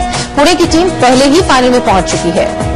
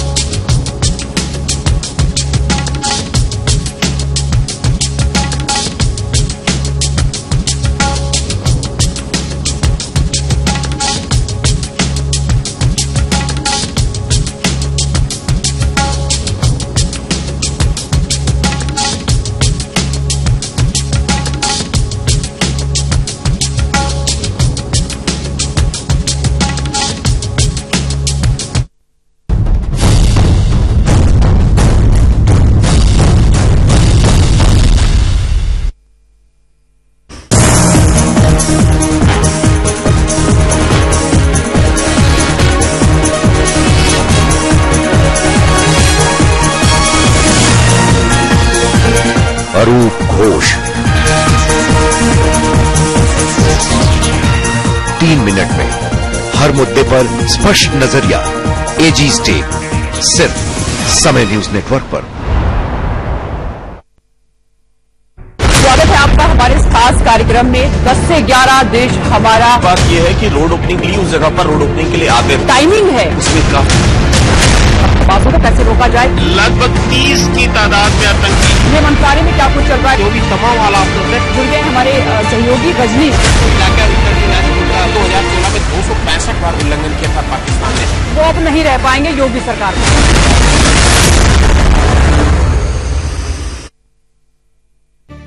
देश के सबसे विश्वसनीय डॉक्टरों का पैनल आ रहा है एक साथ। मैं डॉक्टर शैला अग्रवाल, मैं डॉक्टर राजेश मल्होत्रा, मैं डॉक्टर महेश मिश्रा, मैं डॉक्टर प्रसून चटर्जी, डॉक्टर रेणु मिश्रा के साथ देखते रहिए जियो हेल्दी समय न्यूज नेटवर्क पर। नमस्कार, समय के बुलेटिन में आपका स्वागत है। कश्मीर की खूबसूरत घाटी से यहाँ के हालात पर। राजनीति सिर्फ सत्ता का खेल नहीं, नागपुर से नक्सल मामलों से लेकर गुजरात की धरती से सत्ता और व्यापार की हर खबर, कांग्रेस और इससे जुड़ी तमाम मिनी मुंबई के नाम से प्रसिद्ध जमशेद महानगरी मुंबई की माया से नीतीश कुमार को राष्ट्रीय नेता, शैक्षणिक राजधानी झारखंड के हर खबर पे रहेगी। मैं दूंगा सुबह बनारस से शामिल।